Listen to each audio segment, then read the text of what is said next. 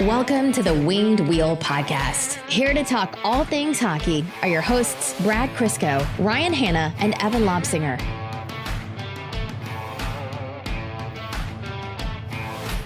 There are many reasons we should have Steve on the podcast regularly. His insight into teams we don't normally cover, his wit, his absolute top-notch sense of humor. But for me, really, it's the fact that when he comes on, it's the only time I ever receive a compliment in the entire history of this podcast. Yeah, I should have briefed him beforehand. He can't be doing that. He gave me 2 this episode. I'm going to ride that high for a month.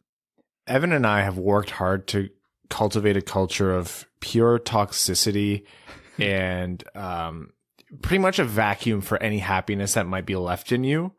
And we've done a lot because you used to be super happy, super positive, you know, always saw clearly, and we didn't like that. It didn't really vibe with us. So Evan and I, we worked really hard to form you into an objectively worse person. And here's Steve being nice. Anyway. Oh yeah. We pre-recorded 2 interviews for this podcast.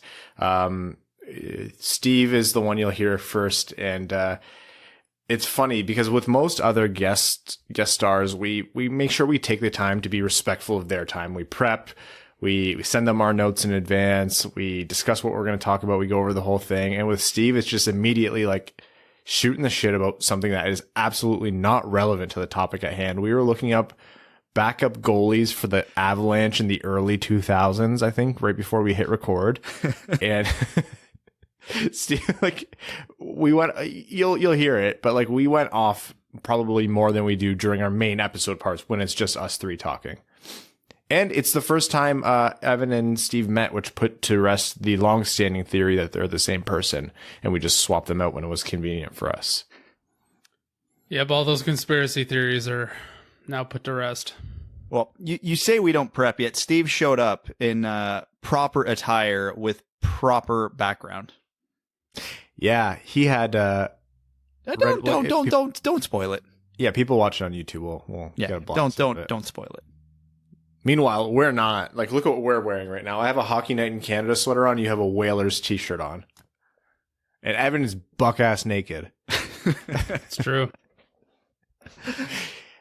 If you were Evan, there'd be about 1,000, like 1,500 people who would know that maybe, but there would be a lot more, like thousands more podcast listeners who would never know. So you could do it.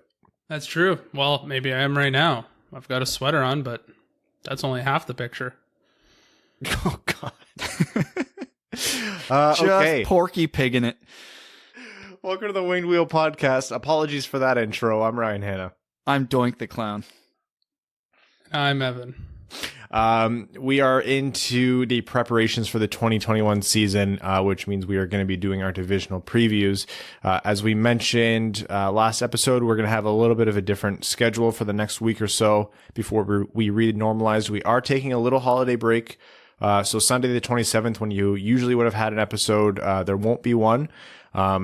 And we are going to be recording instead and posting for you around the 29th-ish, that part of the week.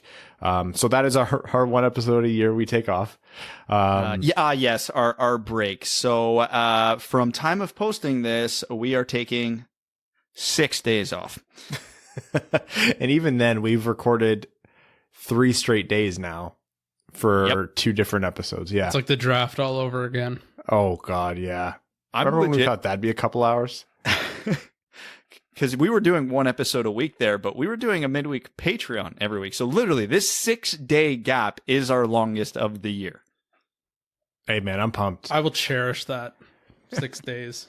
You know what's going to happen, right? Like, Yzerman's going to name Larkin captain and at the same time somehow acquire Shane Wright. Don't ask me how. And he's going to do it on the evening of the 26th. And we're going to have to record an emergency podcast. No, I'm fully prepared to record an emergency podcast on Christmas Day at this point. Yeah, it's just what I expect.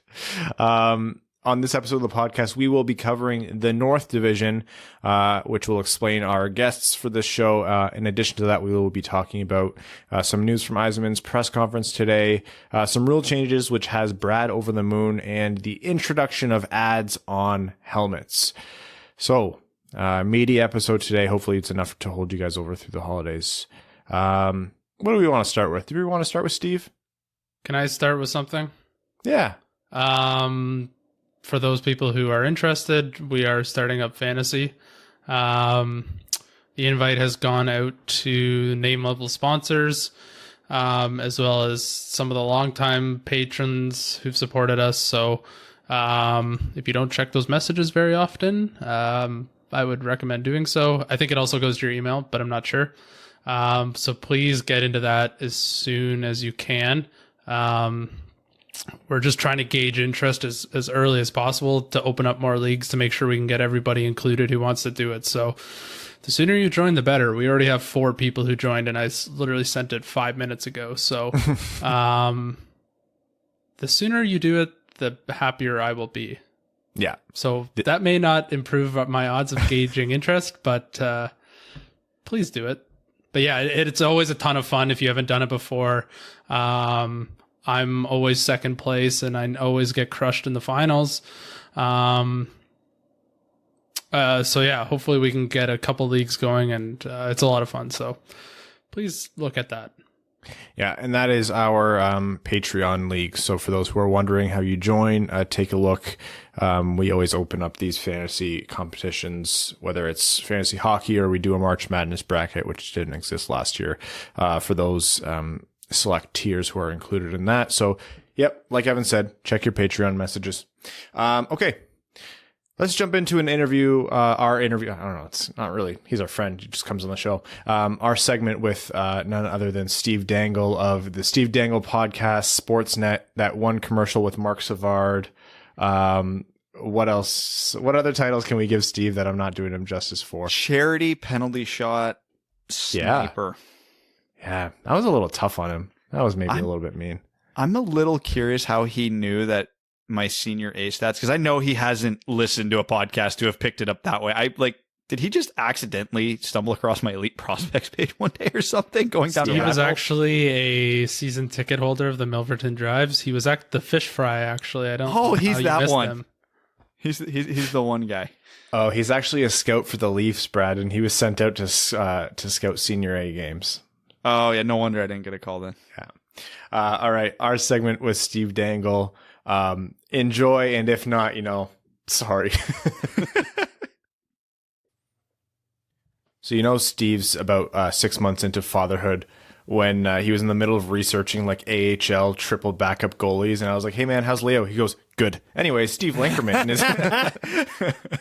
Hey, listen, guys, I'm really sorry. I had a shower before this, so I haven't gelled my hair. I don't look all dolled up. You mind if I put on a hat? Okay. Okay, here, just let me. Oh man, that thing is dirty. That is older than all of us. It's my dad wrote my name on the inside of it. Just so you wouldn't forget. That's amazing. So all those times I'm. Oh, this has gone disastrously. So all Barely those times fits my head. That's why I got to put it on the last notch. I have to ask the weird question. What does it smell like? That's got to be a special level of must. It's quite. It smells like a basement. So I would say, yeah. I can only imagine what the comments are going to be on this episode's YouTube video. Like a minute and 10 seconds in. You read them? What do you? Right? We've been trying to tell him to stop for his own mental health, and he won't. No, yeah, I can't. It's really bad. I really do need to stop. I mean, that has like a war. Can they? It's sometimes quite bad. It's. That hat looks like the Red Wings last season. Yeah, it does. Old I'm and big busted. into that oversized logo, though. Yeah, It's me such too. a good hat. It's a great hat, but it has seen some miles. Yeah, I think I might have a championship hat somewhere. I'd have to look. Doesn't matter.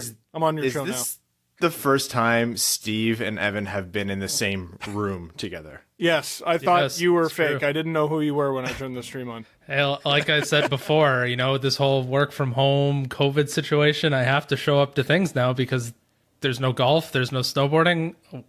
I have no excuses anymore. I just immediately saw that you weren't Ryan and was confused. Yeah. I didn't like it. But now I've warmed up to you. Thank you. Oh, You have well. a very calming presence. Thank you. Meanwhile, my spastic, are we ready? Is OBS running, Evan? On that note, the Winged Wheel podcast featuring Steve Dangle. It's been a while. I think it's been like a year. Yeah, it was I did the Kitchener book signing at Klutz and Chara, and then I came on and told the Taylor Hall macaroni and cheese story. Right, which has got some legs. I still go back and listen to that thing. I like it too. I'm a big fan of my own story. I mean, it was a pretty great experience. Well, long overdue. Everyone, Steve Dangle is back. He is here to be a punching bag on behalf of the Toronto Maple Leafs, which we now feel bad for because he's wearing a sweet Red Wings hat. And as in addition to that, he has a still in the box Steve Yzerman lifting a Stanley Cup figurine. Figurine, is that the right action figure? No, not action figure. How dare you? I would just say figure. Figure, right. Child's toy behind him. So he's... Hey. No. Bad. Okay, the one thing we have, Steve can probably close to honestly say, is this probably isn't the room with the most toys in his house anymore. At least it won't be soon. No, I got my son beat. No way. There's like 50 of these things, man. And you haven't even seen the shelf. Buddy, it's been 6 months. Your house is going to be overridden by toys within a year. You have no idea the toy apocalypse that is coming. He has no money. I have all the money. But I will your always family have more members toys do. Your parents do. Her parents do. Your grandparents do. Everybody else has money, and they're all going to make noise. It's not even all NHL figures. This is a Doink the Clown that I got from the flea market for $1. Steve. It's kind of terrifying, right? Yeah. It's a little bit. Yeah, I don't. Behold Doink. I don't like that.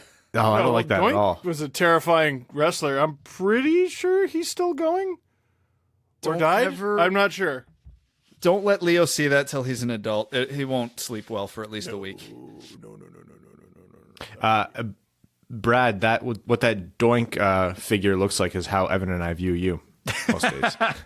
Yes. That's fair. He's jacked, to be fair. No. Just Thank from you, the Steve. shoulders Thank up. you, Steve. The toy. I meant The first ever compliment I've gotten on this podcast. Wow. I mean, you did score a goal at, what was that? Like Triple C seniors? What was that? Jeez. 2 goals. Thank you. Comes on our podcast. One preseason, 2 regular season in 5 games played. That's pretty good, man. I mean, Yeah. I got a accidental goal at a charity tournament on a penalty shot, so I can't talk crap. And that was my only goal ever. Steve, I'm not okay. Look, and I'm all for you and your growth in the game of hockey. I've watched it. I've been so proud of you, but I just need to know what transpired on the ice where you were awarded a penalty shot. I think the other team was being very generous. So we actually did really well that day. Adam Wilde invited his beer league goalie, and he was just a brick wall. But for whatever reason, the second game we just got filled, and we were losing 8-2. And with like 30 seconds left, this guy takes a clapper from the blue line on purpose, and it's a charity tournament. You're not allowed to take slap shots, so they award us a penalty shot, and my buddies tell me to go. So they were doing it as charity. But the goalie was legitimately trying to stop me. And I was like, Hell yeah. I was like, you know what? I'm gonna go 5-hole, and it's gonna beat him, and it's gonna be awesome because I'm not good at many things. I can't move very fast on my feet, but I got a quick shot. And so I went 5-hole, and the goalie dropped into the butterfly to block his 5-hole. But luckily, my shot was terrible and missed the 5-hole, and it beat the goalie below his glove. So I scored because my aim is terrible.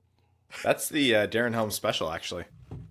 When you You miss don't shooting talk it about right. Darren Helm in my presence. Darren Helm, I think, had 14 career goals, and 13 of them were against the Leafs. Yeah, all in that one game. He had a hat trick, didn't he?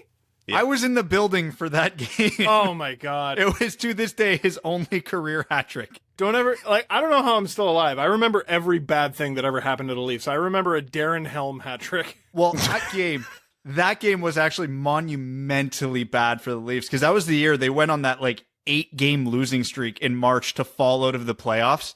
That was game 8 and the game that actually flip-flopped Detroit and Toronto in the playoffs.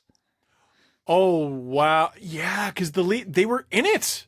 They were in it. Mm-hmm. And that was the year after, I want to say, they had made it, the lockout shortened one. Yeah. And, oh my God, they were so bad. And it was a lot of fun, though, because I had just moved into this house. So the Leafs, I should look up what their record was after I moved in here. They were, like, by the end of the season, I was just drinking whiskey out of the bottle, like, on camera, because I had nothing else to say. They were horrible. So, speaking of the Leafs, I love that we had to basically, like, twist your arm 11 times over and kidnap Adam to convince you to come on tonight specifically. We gave you, like, 12 hours notice, and we've used the first 8 minutes just to ridicule you. We also made fun of Brad, so, you know, it's worth We did. it. We tempered it a little bit. Oh, God. And Doink is on the screen again. Yep. The Leafs, Leo being the high point of your year and the Leafs being the constant low. This season upcoming, I don't even know what to make of that team anymore. I feel like every year I bet on them, and every year I just laugh as it predictably spirals in the worst possible way. Mm-hmm. Is this 56 game only playing against Canadian teams, weird, wacko COVID season beneficial for the Leafs, or is this going to be even more shot fruit for Red Wings fans? Well, I think I remember was it 04? Yeah, I remember the 04 Flames. They were not good in the regular season. And then a moment came during that regular season where they decided to basically make 7-game segments into fake playoff series. And they never lost 4 of 7 for the rest of the season. And I kind of wonder, and that, you know, got them all the way to Game 7 of the Stanley Cup Final. They obviously didn't win, but it got them pretty close. Will this system work in the Leafs' favor? I kind of think it will, because they're a team that has gotten pushed around too much and has, you know, failed in the playoffs, obviously, time and time again. And now you're going to remember, guys. You're going to have to play the Oilers for 10 games each, and you're going to have to play the Flames the same, and the Canucks the same, and the Sens the same, and the Jets the same, and the Habs the same. And it's not going to be fun. It's not going to be fun by the end of it. There's going to be nowhere to hide. It's going to benefit the Leafs to have to play against both Kachucks that many times. That's what I was going to say. Like, they're going to get real sick and tired of looking at both of those two guys night in and night out. Yeah. And they're going to have to get up for games more often than, you know, they could just let their skill carry them through some games where they didn't really get up for them. Right. And you might say, well, wait a sec. You know, this is actually not to the Leafs' advantage at all. If this is the thing they struggle at, you know, why would you look forward to this format? They need to get better at it. They need to get better at the battle, basically. And what this current format is going to allow them to do is either do it or don't. You know what I mean? If they can't do it in this current format, I mean, how do you go forward with this group? You can't possibly, because you know they can't do it unless they do. I'm optimistic. I think they're going to do very well. Everyone's anointing them the winners of the division already. I think that's a little ridiculous. Like, yeah, have you never seen these guys? I kind of hope they don't. Like, I kind of hope they actually struggle a bit and have to, you know, get some scars. But ultimately, I want them to make the playoffs. Obviously, I mean, it'll be good for them. I mean, my gut feeling with the Leafs, and you nail it perfectly, that they have to do something uncomfortable to be good. But I still view them as by far the most skilled team in Canada. So I think they have that. But every team in Canada seems like they beefed up on the agitators. Montreal just went and got Josh Anderson. Vancouver overpaid for an entire bottom six of Pistons. Calgary and Ottawa have Kachucks, and Winnipeg's always a tough team to play. I mean, it's pretty much Edmonton and Toronto that are the skilled teams. So if they do well, they're going to do really well. If they do poorly, they're going to do really poorly. Even Edmonton's got Nurse, who is a problem, Cassian, who's a certified lunatic. Like, it's they're not a fun time. You don't need to be the toughest team in the world. The Lightning aren't the toughest team in the world, but they have a couple guys who are problems. Like, you got to at least be able to stick up for yourself. I'm not asking the Leafs to be the Broad Street Bullies. I'm asking them to be able to stick up for themselves, for crying out loud. I think what did I term it? The boomer window this season with Simmons and Bogosian being added to the Leafs. Because all I heard from like my buddies' dads were like, "Oh, this team's too soft." Blah blah blah blah blah. So now they've got some sandpaper. If this is not the boomer window, then I don't know what is. Wait, you're saying this is a team that boomers will like, not that Wayne Simmons is a boomer, right? Yeah. Correct. Okay, 'cause we're the same age. Adam and Wayne Simmons played hockey against each other. Yeah. He's this is the year where Toronto's listening to the people whose tweets are automatically always hidden by Twitter, where you scroll down and say show hidden replies. Yes, cat is the profile picture, and I see you. Yeah. I've seen you in my mentions, and then I don't anymore. A lot of whenever Sportsnet tags me in something, there's a lot of this is an account you've muted. It just keeps going. So is it working for Sportsnet that causes you to not go gray? Because you said you remember every bad thing that's happened to the Leafs. Yeah. We remember every bad thing that's happened to Detroit, but 4 cup wins will keep your vitality going. Yeah. So how are you alive? Well, I get basically the sides of my head shaved, and it's getting shorter and shorter and shorter because I am going grayer and grayer and grayer. Even my beard that sucks when it grows in, because it basically doesn't. We can't all be Brad. He's got such a thick, lush mustache. Get out of here. Yeah, annoying. It's offensive. I find that offensive. All right. I'm sorry. I apologize. How did I get here? Oh yeah. No. If I've talked about this before. Like, if I didn't have this outlet, if I didn't have this YouTube channel, this podcast, my job at Sportsnet, I would 100% be that insufferable, annoying person at your office. And maybe the person listening, I mean, you're the one listening to a hockey podcast right now. Maybe you're that person. Yeah, you definitely are. Oh, yeah. Yeah. You jerk. Like, well, I guess I'm talking about an office setting like anyone's been in one since March. But thank God I have this outlet, because like it kind of forces me to get it all out. You know what I mean? It's therapy almost. Oh, yeah. No, there have been videos where I'm like, I am not sleeping on this hanger. I'm doing it tonight, and I'm editing it, and I'm uploading it, and that's it. Man, my team. Okay, quick off the cuff. You're not allowed to legally say no to this. What are your bullshit predictions for the North Division standings at the end of 56 games? I think what I said in my video was Edmonton, Calgary, Toronto, in no particular order, sorry. Edmonton, Calgary, Toronto, Montreal.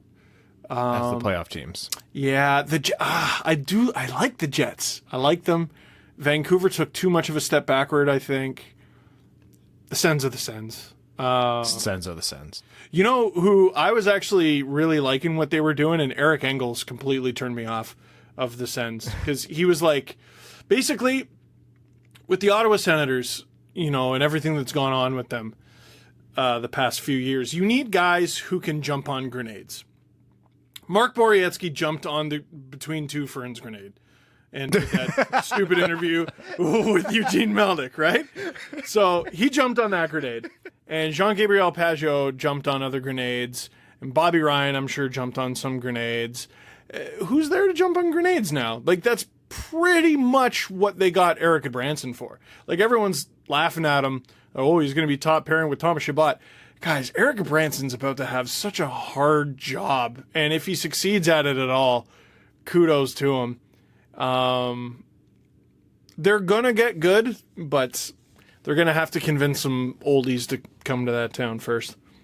They've got a few nice things coming their way, especially over the last couple drafts. But I feel like if New York didn't really succeed as much as we thought they might have last year with all the shiny toys that they added, I can't see Ottawa, rifling up the standings. Leaving Vancouver out, it's not bold. Like, I agree. They took steps backwards, and they haven't built a good group around 2 superstars. But that would suck to see no Pettersson, no Hughes in the playoffs. And those guys are so special too. Like, who knows? Like, maybe that's enough. Maybe that's enough. It's just those two take a step, and then you couldn't possibly get more out of JT Miller? Could you?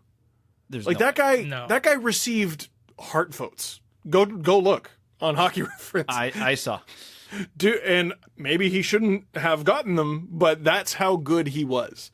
So like Pettersson has more to give. Quinn Hughes has more to give.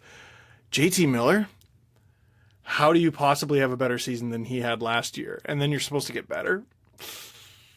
And you lose the best goalie in the world, and you lose a top 6 winger in Tyler Toffoli, Well, like, and you lose Troy Demko Stetcher. was not good last regular season. Like he was unbelievable in 3 games in the playoffs. And like JS O'Ban went like 11-1-2 over a 14-game stretch with the Leafs. Like goalies get hot, man. Like What a callback. Wasn't Oban? No, that was Abisher. Abisher was a backup for a while when they got blown out by Detroit. I mixed up those names. Abish. He was Colorado in 02. Yeah. Oh, that time he got blown out. I was by thinking the Detroit. Montreal one. Yeah, I was Like, I don't know if that's right. And We'll fact check that one. I did a deep dive during the spring of COVID. It was like a biggest dang it's in NHL history, and I did the night Detroit beat Montreal 11-1. Oh, yeah. And you talk about like what a bunch of bullies! Like the gentlest bullying I've ever seen in a hockey game. Like Nicholas Lidstrom, like you tried. And, like just they didn't have to hang 11 on him. That was so mean. Can you imagine the Red Wings scoring 11 goals on you, and the crowd that you have to face while that's happening is in Montreal? Oh, it's ended up the Red Wings accidentally started the best rivalry ever against the Avalanche in a game that didn't even involve them. Yeah. Because Patrick Roy and Av four days later, they meet in the conference final. You know what happens, but then what happens the next 2 seasons? Red Wings win the cup. Yeah. All right. We wouldn't want to brag about that in front of you too much. Yeah, I can do. I'll give you 10 more minutes, guys. He was a Red Wings fan in the 90s, as proof by the hat. He got to enjoy 97 and 98. Oh, I got the newspapers. I told the story many times. Chris Draper came to my grade 2 class while he was recovering from the Claude Lemieux hit. Mm-hmm. That was How did his face look? looking back at pictures, like kind of swollen. It was a while after. Oh, okay. I thought he'd look like a mashed potato or something like that. No, he still had the goatee. I don't think he was interested in shaving. Like he still had the goatee. I'll give you guys that for the podcast. it looked like Sidney Crosby denying he had the mumps when he definitely had the mumps. That happened. Oh yeah, and by the way, everything's gonna be good. No one's gonna get COVID. Yeah, remember the mumps outbreak? Yeah. The mumps. This is interesting. I mean, I'm just sort of like, okay, let's just be honest here. We all spend half our day on TikTok just screwing around, looking at stupid videos. You know all the leaves are brown. Oh, I hate that one. Right. But I'm the all the leaves are brown person, and someone is being like, hey, there's still 5 NHL teams, 4 of them Canadian, that they don't have permission to play in their home arena yet. And I'm just, all the leaves are brown. I'm just ignoring that fact. But as of this recording, the Leafs, Sens, Habs, and Canucks do not have permission to record in their arena. The Sharks are the one American team. Oh, yeah. Fun. All right. Hockey ball. Because I'm going to circle back to your predictions of who you think is going to make the playoffs. And this might be a relevant question given an unfortunate video you had to put out recently. I am very, very, very skeptical of the Montreal Canadiens, and I don't actually love what they did. So you have them in the playoffs. So noted Leafs superfan, Steve, please sell me on the Habs. Well, obviously they were 24th out of 24 heading into the playoffs. So that's a tough look. But having seen a decent amount of them, and obviously you have too, I always looked at them and I said, they're going to have a hard time making the playoffs. They're always going to have a hard time making the playoffs with this current group. But if they ever make it, they're going to be a problem because they have players you don't necessarily want to play against. Shea Weber in one regular season game, you blow by him a couple times. Like, you can have fun playing against Shea Weber. Shea Weber 4 to 7 times sounds not fun. When the stakes are higher, too. Yeah, and like Kasperi Kapanen could mess around with Max Domi and get under Brendan Gallagher's skin. And then you go on the road the next game and you take on some other team and, it doesn't matter. Again, 4 to 7 games. Carey Price, the Pittsburgh Penguins wanted nothing to do with him. And the Habs, to their credit, they're spending way too much on goaltending, but is goaltending not the most important part of that team? So to have Jake Allen behind Carey Price, we know Jake Allen's a good backup. We're done with Jake Allen as a starter. But him as a backup works, and you can win a Stanley Cup with him as the backup. We already know that. We saw it with a rookie goalie. So imagine what Carey Price can do. I like the addition of Toffoli. Josh Anderson is going to bring an element. I'm not convinced he's 27 goal guy. That contract's kind of nuts. But as long as we're just talking about this season, yeah. And the lead I'm burying here is they got such a young team that's only going to get better. And like Nick Suzuki's only going to get better. Kotkaniemi's only going to get better. Who knows what kids are going to make the team. Paling had a nightmare season last year. He'll come back better. I don't know what the deal with Caulfield is, but I'm still convinced he'll be decent. It's a good team, man. Oh, Romanov. I didn't even mention Romanov. They're going to be good. If it's not this year, it's going to happen. They're going to be a good team. Well, I was laughing in my head for a second. You mentioned Kotkaniemi, and if people think Red Wings fans have an unhealthy obsession with Zadina Insider highlights, I remember not too long ago on Twitter where there was like a Kotkaniemi won a face-off gif going around. I was like, whoa, we are not on that level. No, that's so ridiculous. And I mean, I do respect, like, there was a Nylander one this morning, and first of all, I'm like, it is December 22nd. What are you doing? But it was him battling in the corners, and he cleaned out Eric Cernak. And I kept watching the clip, waiting for the goal. Just kept looping. And it was just a nice battle in the corner, and I'm like, all right, you're right. It was nice, but like, friggin', that is not worth the time that you put into it. No. When you started that, when you were in the middle of that Nylander story and you mentioned waiting for the goal, the first thing, and don't ask me why this is the first thing that came to mind, it was that scene from Euro Trip where Scotty's like, I watched a gay porn once. I started it and the girls never came. They never came. I saw Euro Trip for my 16th birthday. Oh. Dating myself right now.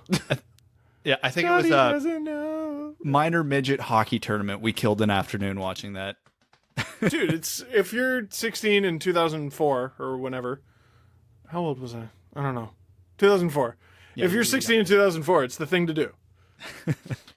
I would love to be able to find a segue for this, and I can't, so I apologize. But when is Leo going to wear his Winged Wheel podcast onesie? Because that was a gift, so don't be rude. Next time he has green beans. Because green beans do not agree with him. So if I need to mop up something, I'll put him in that stupid onesie that you gave him. You gave him one. You guys were planning ahead too. You gave him one that was like older than he is, so that he'll be ready for the season. Oh, yeah. I had no interest in hearing from you, he already outgrew it, or he's too big. Sorry, man. No. That's not the way we roll. Yeah, you might not believe this, but he's only got one Leafs item. He's only got one piece of Leafs apparel. Oh, no, two. He's got a jersey. But he's only got one onesie. I'm not dressing him up in a jersey on a day-to-day basis, so I'd say he only has one. It's not very functional for a baby. No. And it would be covered in... Yeah. Man, it's just babies turn on a dime. Look at him. He's so cute. And just everywhere. You have to respect it. You do. You do. I don't even get mad. I'm just like, all right. There's puke all over me right now, and I don't even care. I love you. You know, this was long overdue when neither Brad, myself, or Evan tried to prep any topics for you, Steve. We were just like, oh, yeah, Steve's coming on. Just throw him a ball. Yeah. He'll go run. I haven't even talked about Detroit. All right. My team. Clearly my No. team. Let's have him do it. Your prediction for Detroit, genuine, and then give us a hot take. Give us a Steve Dangle hot take for the Red Wings. Hot take, this year they're going to be much better, and next year they're going to catch the league off guard. I genuinely believe that. Stevie Y, stupid like a fox, obviously, we know here. I saw that announcement today, Seider and Velino staying in Sweden. Yeah. The mission of this season is still obviously very much rebuilding.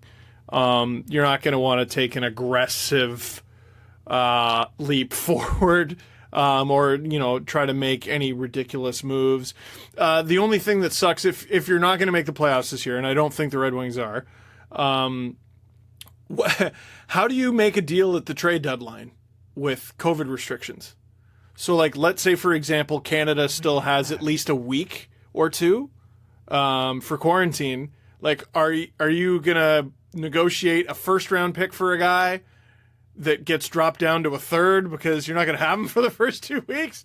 Or Yeah. right, like, how is it, like, let's say the Leafs want to get they're in a playoff position and they want to name a guy on the Red Wings.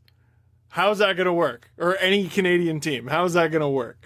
But The Leafs want Luke Glendening. That's what we push every year. hell yeah. Yeah. Because I already got that jersey made. That's Leo's next piece of apparel. Thank you, because Leafs fans always hate that. Sorry, go ahead. Well, the Red Wings were a great. You know what they sort of looked like? You're not going to like this.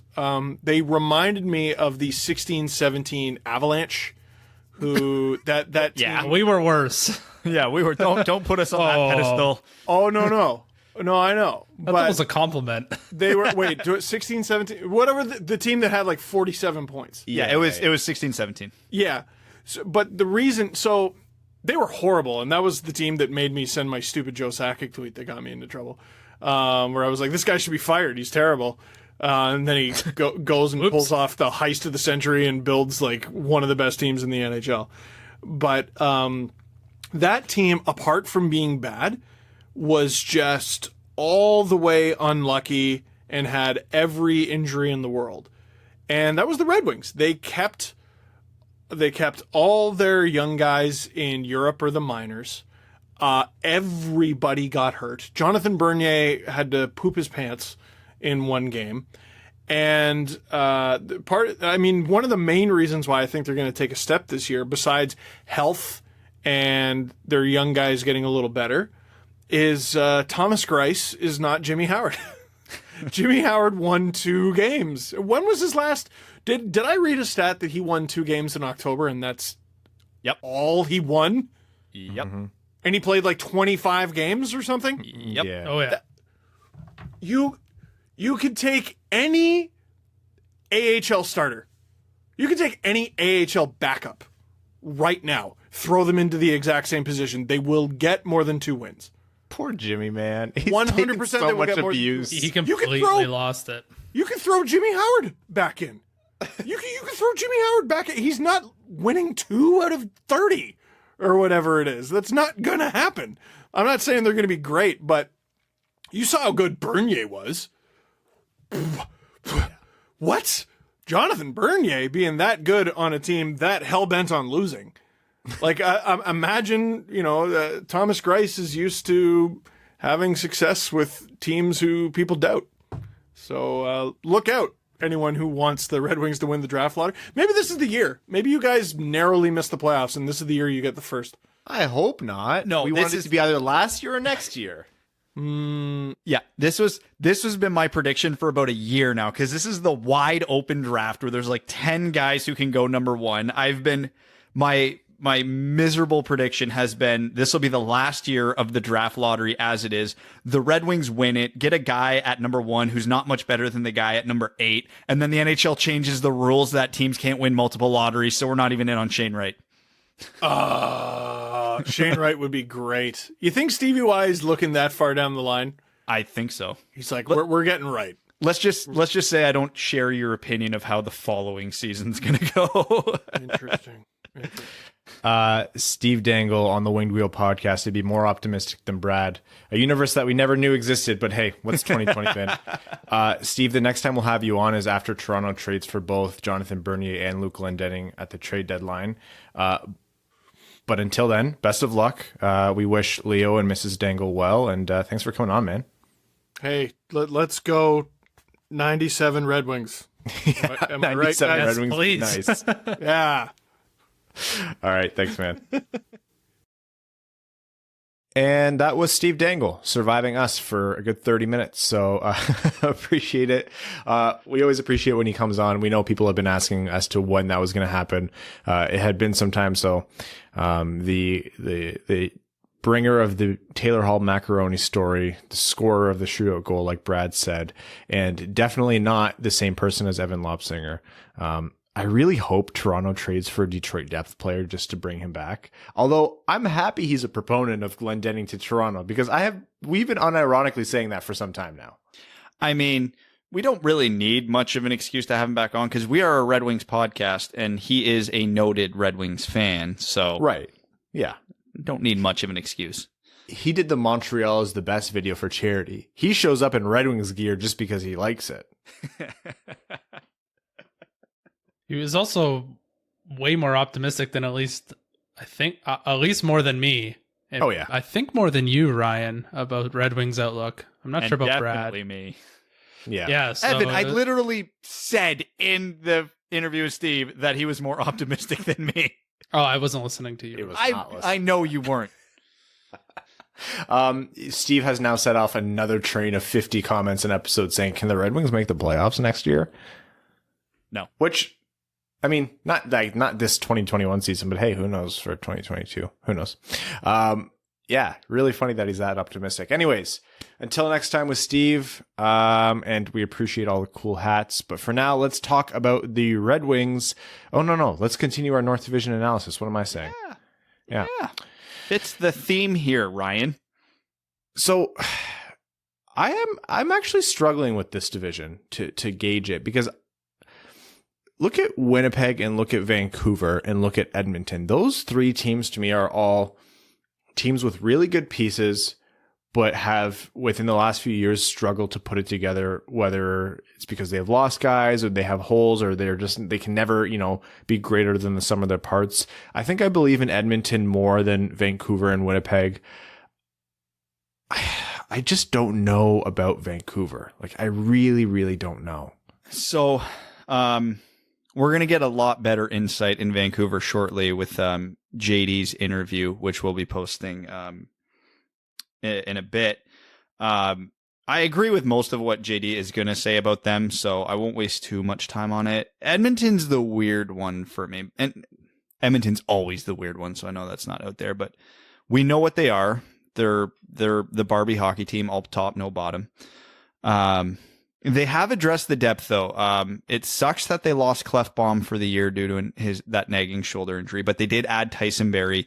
Their young blue liners are very promising. Dominic Cahoon was a great cheap addition. I mean, we rip on Ken Holland all the time. I actually really like what he did with Edmonton this offseason, other than their goaltending. But Mikko Koskinen put up a .917 last year. So not that I'm banking on him being the guy, the savior, but that's respectable. That will get Edmonton a division title if the rest of the team holds up. It's just, will the rest of the team hold up? And given how their regular season went last year, I think it will. I mean, we can all rip on them for losing to Chicago in the play-in round, but that's a best of 5. And that scenario, we knew it before it started. It just takes one team to get cold for 10 days and it ruins your whole season. So it happened. It happened to Pittsburgh too. I mean, it is what it is, for two very different reasons, but it is what it is. I still have faith in Edmonton. I don't love what Calgary did. Markstrom helps. They paid him way too much money, but for this season, he'll be great for them. I still like their blue line. I don't like their offensive depth. And with Winnipeg, I still don't know what to make of their defense. I mean, DeMello is good. They have a couple nice pieces. Pionk was better than expected, but they don't have that stud on the blue line. And I know a lot of people think Josh Morrissey is that guy. I don't. They have some ridiculous depth up front. Bringing back Paul Stastny was a tidy bit of work. Connor Hellebuck's the reigning Vezina.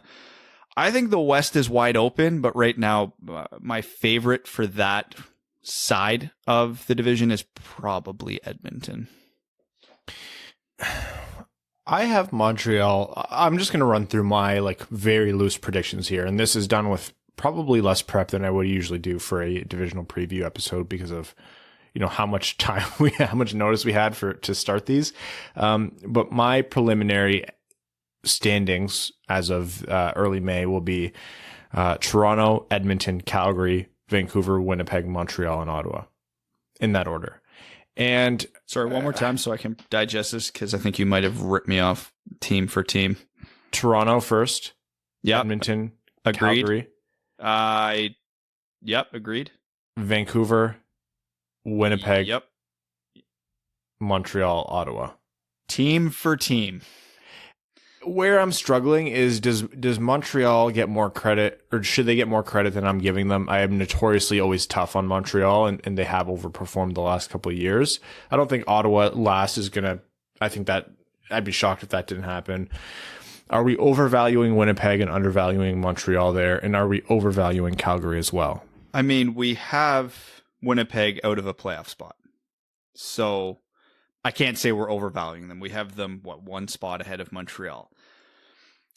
I'll start by saying a lot of what Steve said I agree with. They are absolutely a team that could be built to do what they did against Pittsburgh. Whereas if everything goes right and they get hot and they get some timely goal scoring, their goaltending and their defense is enough to get them by.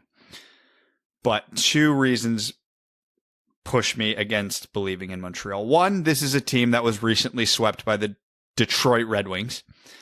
And two, I still don't know where the goals are coming from on this team. I like the addition of Tyler Toffoli. That was a tidy contract. I expect Josh Anderson to at least match, if not slightly outperform, what Max Domi did with Montreal. Brendan Gallagher should be back and have a full healthy season. Nick Suzuki's pretty good. Kotkaniemi's pretty good. They should have good seasons. Do you know what Montreal, out of all those players I mentioned, do you know what they don't have there? A first liner, a game breaker. They have decent offensive depth, but when paired up against a team's top, defensive unit, defensive forward line, whatever you want to call it, they don't have the superstar talent that's able to overcome it. They don't have enough offense coming from the blue line to aid them in overcoming it. This is a team that is going to struggle to produce offense, especially in a division where Toronto just beefed up their defense. We can laugh about the Leafs' shortcomings all they want, but they did address a hole there. Edmonton's defense is only getting older and better. Calgary just shored theirs up. Vancouver added Nate Schmidt. Ottawa. Nobody's saying that they're going to contribute in any meaningful way. So, I mean, this is not a good division for Montreal to be in as a team that struggles to score. And they should have offer sheeted Mantha. but maybe actually. So Brad and I have identical rankings. Evan, your thoughts and your ad hoc standings for the Canadian, the North Division. Yeah, I don't particularly remember what your orders were, so I won't be ripping you off. Yeah, we are well aware you did not listen to a word of them. I heard it, and then you guys kept going on, and then I just went back to my cap friendly. No, Evan's train of thought when we're talking is just when someone flatlines at the hospital. I need point form. That's what I need, and that's what I do at work. So that's where my brain is, and then once it just falls off a cliff after about 2 sentences.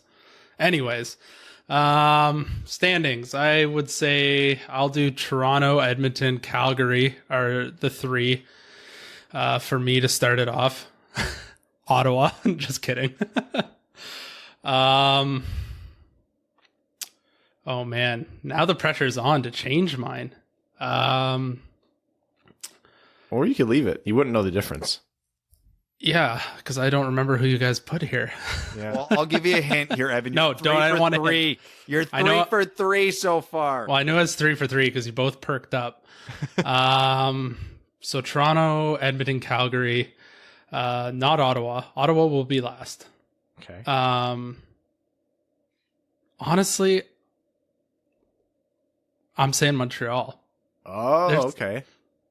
There's something about that lineup, and they don't have that superstar, but it'll be, done by committee with that team. And I like what they did with the goalies. There's a ton of money to bring in Jake Allen. But anything to get the load off Carey Price a little bit, I think it'll work out.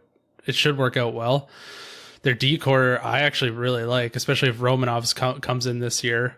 And then offense, everybody's got to chip in. That will be the key to drive that engine. So I'll put Montreal there, and then who does that leave me with? I'll say Winnipeg, Vancouver after that. But I think it'll be close. I think especially with 56 games, any of those almost any team but Ottawa has a really good shot to make the playoffs. Like if a team goes 8-1 who you didn't think would, they'll probably get in. If the Leafs, no shot at Steve, but if the Leafs go 2-8 to start the season, like it's do or die already. So I'll say that's my standings for now. But I think it could be wide open for the last couple playoff spots in the North Division. Okay.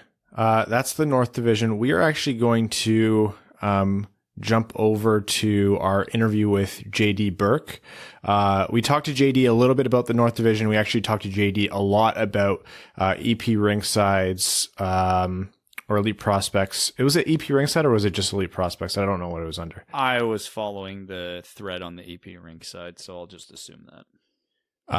They ranked the Red Wings as having the third best prospect system in the NHL. So we decided that was a great time to bring JD on. So we'll jump over to that interview now. You can hear what JD has to say about the Red Wings prospect pool and the North Division. Enjoy.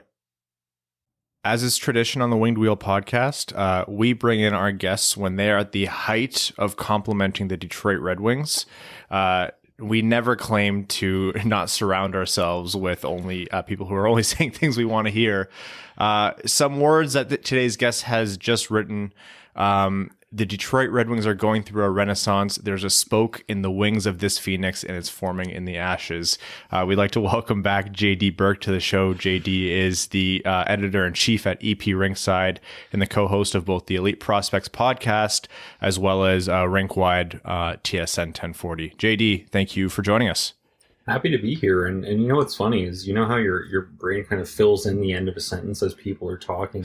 When you were going, we brought somebody in here at the height of, I assumed you were going to say exhaustion, because that's where the height of something is for me right now.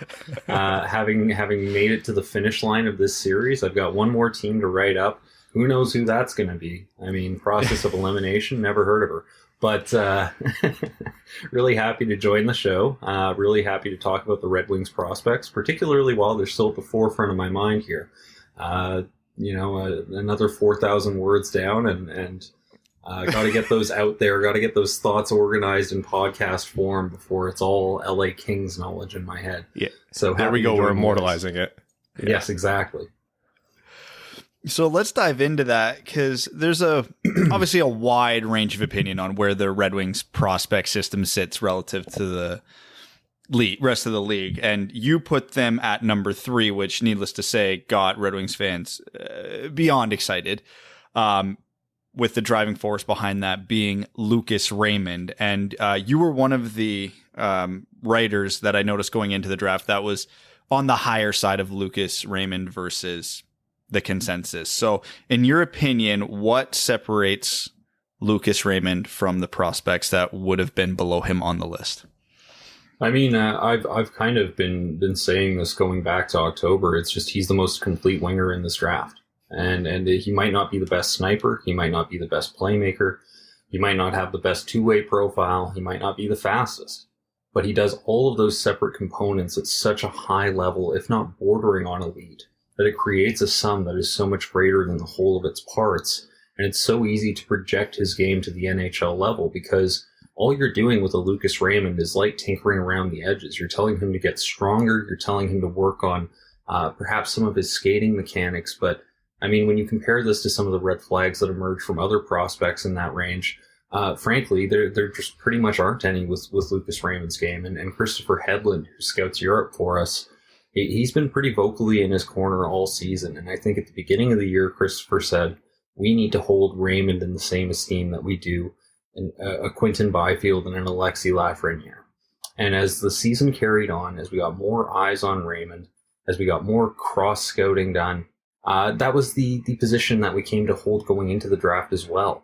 And as much as Christopher was one of the champions of Raymond last year, Rachel deserves a due of credit on that one as well, because she scouts the OHL for us.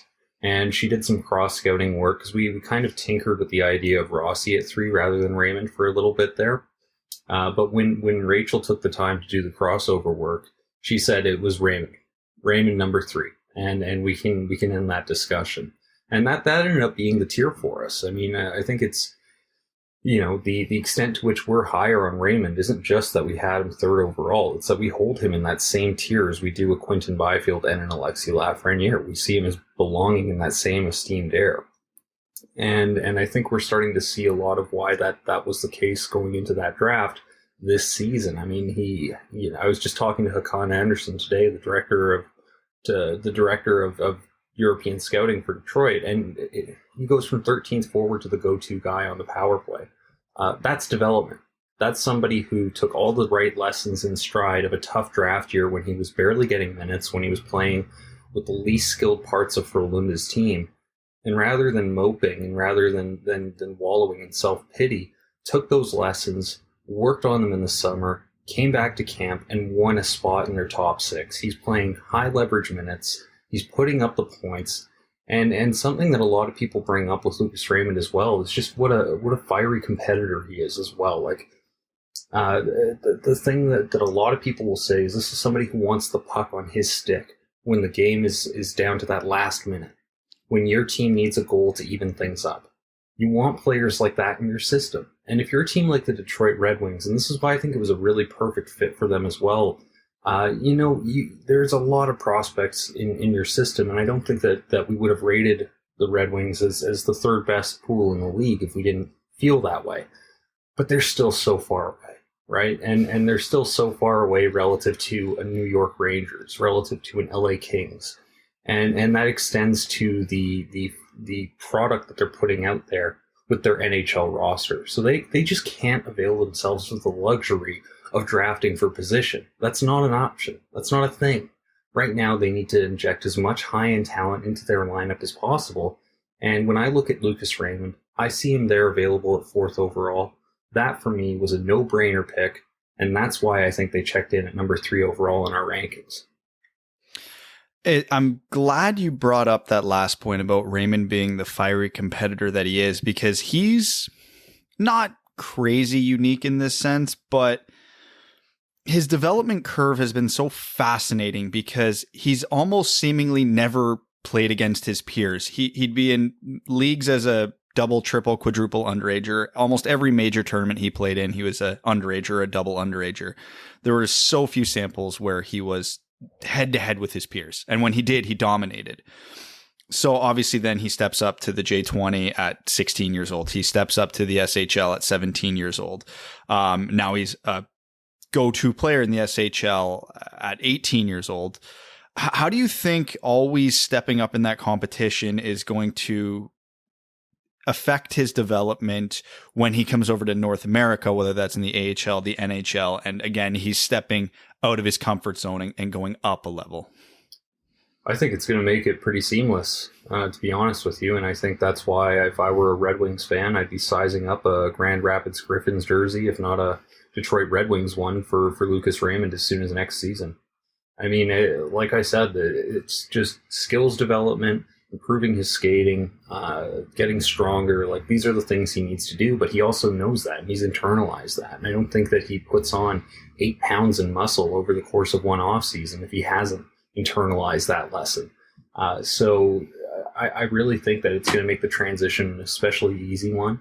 I think the fact that he's been playing against men for as long as he has is going to bode very well for that transition period. He's not going to be out-muscled. He's not going to be outworked. His habits are going to be at such a high level that he can keep up at the NHL level and the NHL pace. I mean, it's one of those things where I think he's in a better position to make that next step than a lot of players who went in that same range. I mean, like, here's the thing. When we talked about the top 10, we're forming our board, and we put a lot of thought into this. There were red flags that abounded in all those prospects, and you have to be that cautious at that point in the draft, right? Because a lot of people will go, oh, just toss a dart. Well, I cover the sport from Vancouver. If you just tossed a dart in 2017, this team wouldn't have Elias Pettersson, and they would still be in the depths of their rebuild. You have to have even more diligence at the top of the draft. And when we looked at, for example, Tim Stützle, some of the bad habits that have crept into his game, I think it's going to be a really rough transition for him. When we look at Cole Perfetti, I think the skating and pace, that's going to make it a bit more difficult to transition to the pro game than it will for somebody else. When we look at Alexander Holtz, he's still learning those defensive details. Yaroslav Askarov, I mean, goalies are voodoo, am I right, folks? So you look at Lucas Raymond, and just none of these concerns abounded for us. I mean, I think the only prospect who would be comparable within that range would have been a Marco Rossi. But even then, there were questions about how he's going to handle the rigors physically of playing in the NHL at his size. So I think it's going to be a pretty seamless transition, and I think that provides some relative insight into our thought process behind ranking him so highly.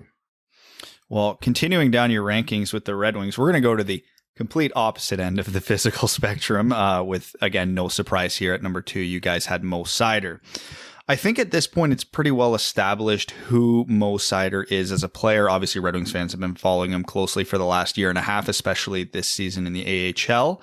I have 2 questions for you about Mo Seider. The first being is his offensive upside. We've seen flashes of skill from him, but obviously it's still pretty tepid on whether or not he'll be a power play quarterback or much of an offensive producer in the NHL level. So I'll get you to touch on that first. And then second, given the pandemic world and the taxi squads and the weird allocation of players in the NHL this year, once the SHL season's over, do you think Mo Seider's season should be done? He should be in Grand Rapids, or he should go straight to Detroit? Yeah, I mean, he's taken such a huge step forward in his development. I mean, I was really shocked when I got the intel that I did going into that draft. It was like, no, the Red Wings are going to take him at 6th overall. Like, this is happening. And I couldn't fathom it. I couldn't make sense of it. It was a full 10 spots higher than I had him. But then you think about it and you go, well, what about Hampus Lindholm? And if I'm a Detroit Red Wings fan, that's the player I look at, because I think about the Anaheim Ducks. They went through the exact same thing when they drafted him. It was too early. He doesn't have offensive upside. Every now and then, like there's something to be said for a scout who just knows his stuff and has his conviction, and I kind of appreciate that. And if you have somebody like Hakan Andersson calling those shots, you can rest assured as much as is possible at the draft, right? There's nobody I would rather want to stand on their convictions than a Hakan Andersson. His track record speaks for itself. So this wasn't a decision that was made lightly on their part.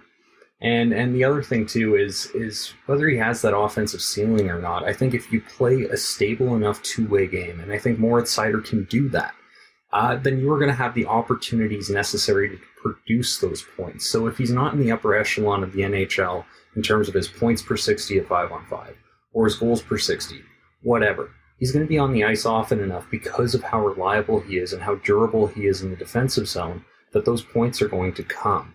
Which is my way of saying that, no, not necessarily. There isn't a ton of offensive upside to mine there. I think he still struggles a bit with his puck skills. For some reason, he really has a hard time handling the puck on his backhand. As soon as Mitch Brown pointed that out to me, I could not see it. He's not exactly courageous from the point, which is to say that he makes a lot of short-range passes to his left, to his right. Doesn't really try to challenge or move into space. He doesn't have the sort of shot that can credibly threaten from long range. But what he does do well, and this is where you should have a small glimmer of hope if you're a Red Wings fan, is he activates into the rush. And every time that rush is going up ice, he's joining as the second wave. he's joining as a third passing option. If you do that often enough, you're going to produce points. And I say that because I saw Seider do it last year. That was how he produced the bulk of his offense in the AHL, was by joining the rush, getting into the play. Was he especially threatening from that posture? No, not really, particularly when one considers that when you're generating rush offense, that's when you're supposed to be at your most threatening. That's when shooting percentages get elevated at the NHL level. But his volume was so high that it didn't matter. And he still ended up producing I think it was the third most points per game of a U20 defenseman in AHL history. So I think that is a nice insight into what he's going to do at the NHL level, and I think we're seeing even more proof of concept of that while he's playing with Rogla at the SHL. I think he could probably hold down an NHL spot this season. I don't see the rush, though, to be honest. I keep him on the farm, keep sliding those entry-level contract years. The future is not now in Detroit. It's so far away from now in Detroit. And I think that they need to keep both eyes fixed firmly on the future.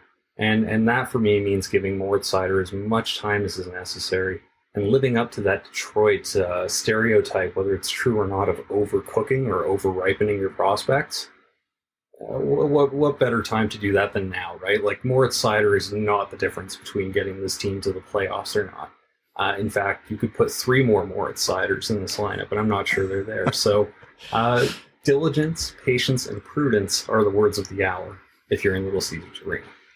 All right, JD. So obviously I don't think it came as any surprise to Red Wings fans that 1-2 was Raymond and Seider, where I think that your list caught most Red Wings fans off guard completely was number 3. Because if you survey 100 Red Wings fans, I think 99 of them would have put Jonathan Bergeron or Joe Veleno at number 3. You didn't.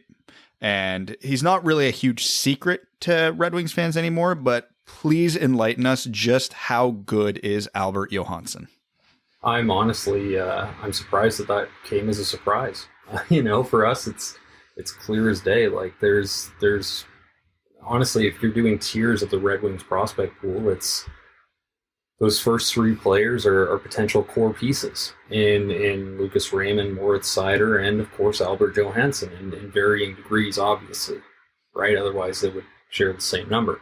Now, I think that what people are perhaps missing with Albert Johansson, and I tried to address this to some degree in the piece, was the connotation going into his draft year that he was something of a low upside or a safe bet in the second round, right? Somebody who was a two-way defenseman who, he might show up and make 20 to 30 points a year, something to that effect, right? But nothing too special. Whether that was a fair evaluation going into his draft year or not, who can say? But the player he is now is just so far removed from that. He's so manipulative with the puck on his stick. I mean, he does shoulder fakes, head fakes, eye deception, whatever it takes, right? Like, he draws that first forechecker into the defensive zone, then leaves him in his dust, and that guy is 2-3 steps behind the play. He's created an odd man rush for his team, and he has the puck skills to maneuver through traffic and really make some just phenomenal things happen. And the step that he took for Färjestad this year, he just keeps improving. He's one of those players where every viewing he seems better. And for me, it was just a total no-brainer. And, I think that he has real potential to perhaps bring some of the offensive value that Red Wings fans want to see from Moritz Seider. Well, Albert Johansson isn't going to defend as well as Moritz Seider does. He might not even move the puck as well, who knows? But he's going to produce offense at a much better, more stable, sustainable rate at the NHL level because he's so much more creative with the puck. He's got such good puck skills, and the way that he kind of darts between forwards and forecheckers and really kind of activates off the blue line. I mean, that for me was a distinguishing factor in his game that made him a no-brainer at 3rd overall in the Red Wings system, and I think somebody who represents a really solid bet to move into that top 4 at some point. Perhaps not next year, perhaps not the one after, but at some point in the next 2 to 3 years, he's going to be skating in the Red Wings colors. So what you're saying is the Red Wings top pair in 3 to 4 years is going to be Mo Seider and Albert Johansson. We'll just clip that for you. It totally could be. It totally could be. I mean, I know you're trying to bait me into into a bit of a doubt prediction there. I get it. But look, we're super conservative at Rinkside, and I hope people appreciate that, because I think that if you go out on a limb for every prospect and you go, oh, this one's going to be in the top 6, going to be a top 6 forward, and this one's going to be a top 4 defenseman, we really try to make sure that we're not doing that. And so that way it carries weight when we say, look, we think Albert Johansson has top 4 potential. And I think when you read the rest of this article, and you'll be like, oh, wow, they think a lot of our prospects top out as a number 5 defenseman or a number 3 center. It really gives more weight to that evaluation, because we really think the world of his game, and we think that there isn't anything really on the, like, in his, like, there isn't any obstacle on the way to the NHL for Albert Johansson. Now, you mentioned that you're a little surprised that Red Wings fans would be surprised by Johansson at 3, but I think even you know that Theodor Niederbach isn't a prospect whose opinion you carry is shared very wildly. Like, even you referenced that scouts laughed at you guys having him as a first round prospect. And then obviously Red Wings fans were pretty happy when we got him in the mid to late second round. So to you, what makes Niederbach worthy of that first round ranking that you guys gave him? Well, there was one scout who wouldn't have been laughing at us. And I wish that I had made his acquaintance before the draft, because I would have felt so much better about our work and about myself too, because he's just such a happy-go-lucky guy, and that would be Hakan Anderson. And I was on the phone with him today, like I said, to talk about the World Juniors, and I got an article on the way that I'm really excited about. It's how teams are going to scout the tournament this year, and he gave me some great answers for that. But I said, so this Theodor Niederbach kid, he's okay, right?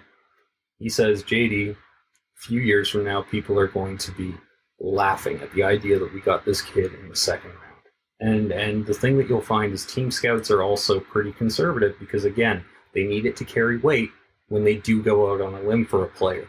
And so they don't do it lightly. I'm telling you, Hakan is very excited about Theodor Niederbach, and he should be. He should be. The points that he put up last year, it felt as if, and I hate to use this language, particularly in a light setting like this one, it felt like teams were gaslighting us.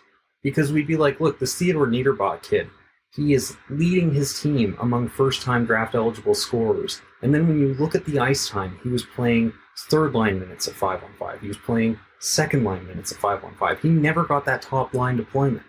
And even so, he was putting up those amounts of points. So you'd have a scout be like, oh yeah, but a lot of it's coming on the power play. And it's like, well, what's he supposed to do? Like, reject those minutes? Like, look at his rate scoring at 5-on-5.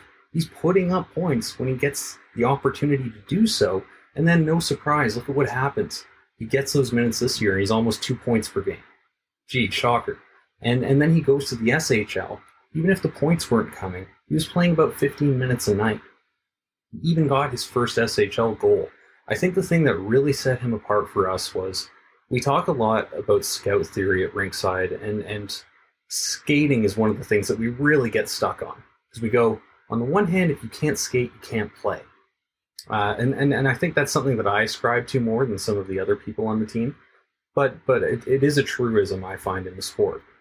But some players, if they can skate at a high level at this age, they don't develop some of the habits, they don't develop some of the instincts that players like a Theodor Niederbach has to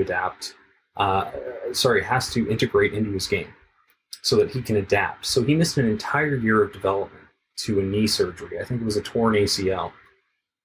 He had to jump 2 levels of hockey when he returned. So he went from U16, skipped right past the J18 elite, right past the U16 elite, I think it was, and straight into the J20, and he did that. And he did that while he was recovering from an ACL. And he's getting stronger this year. The reports are that his skating is improving.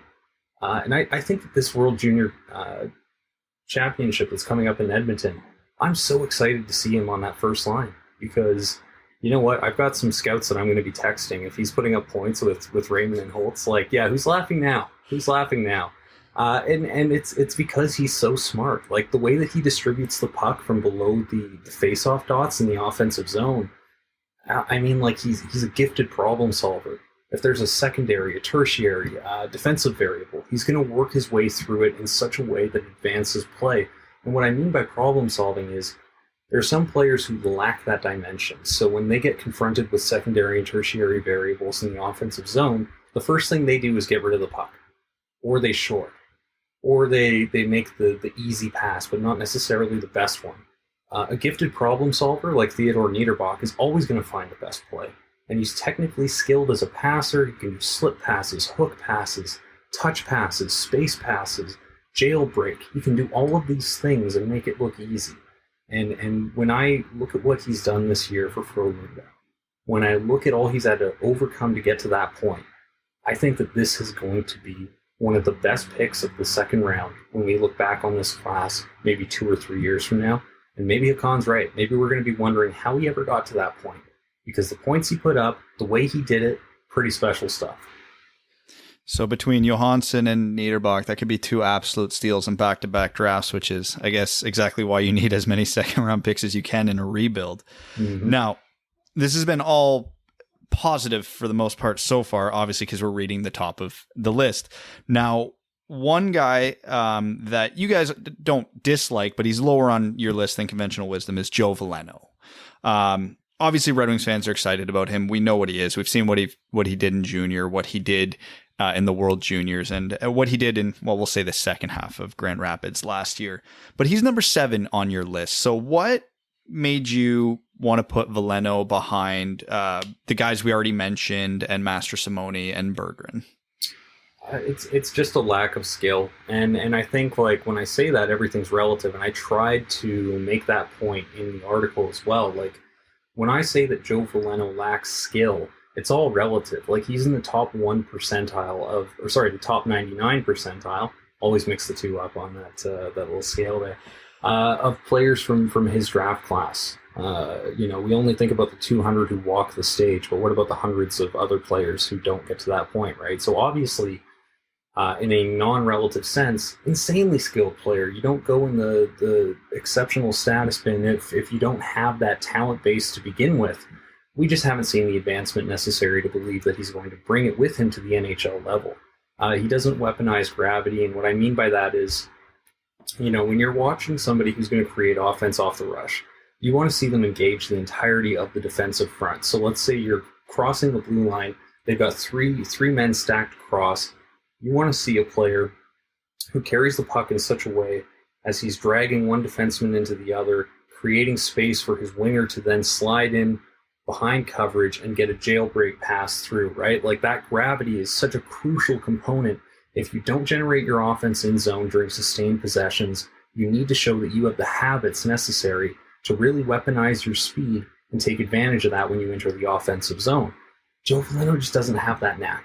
He doesn't. I think he's a fine enough passer. I think he's got decent vision. But ultimately, when you compare him to the NHL's top distributors, when you compare him to the people he's going to be lining up against for the next 5 to 10 years, it's just not there. It's just not there at the level that it needs to be.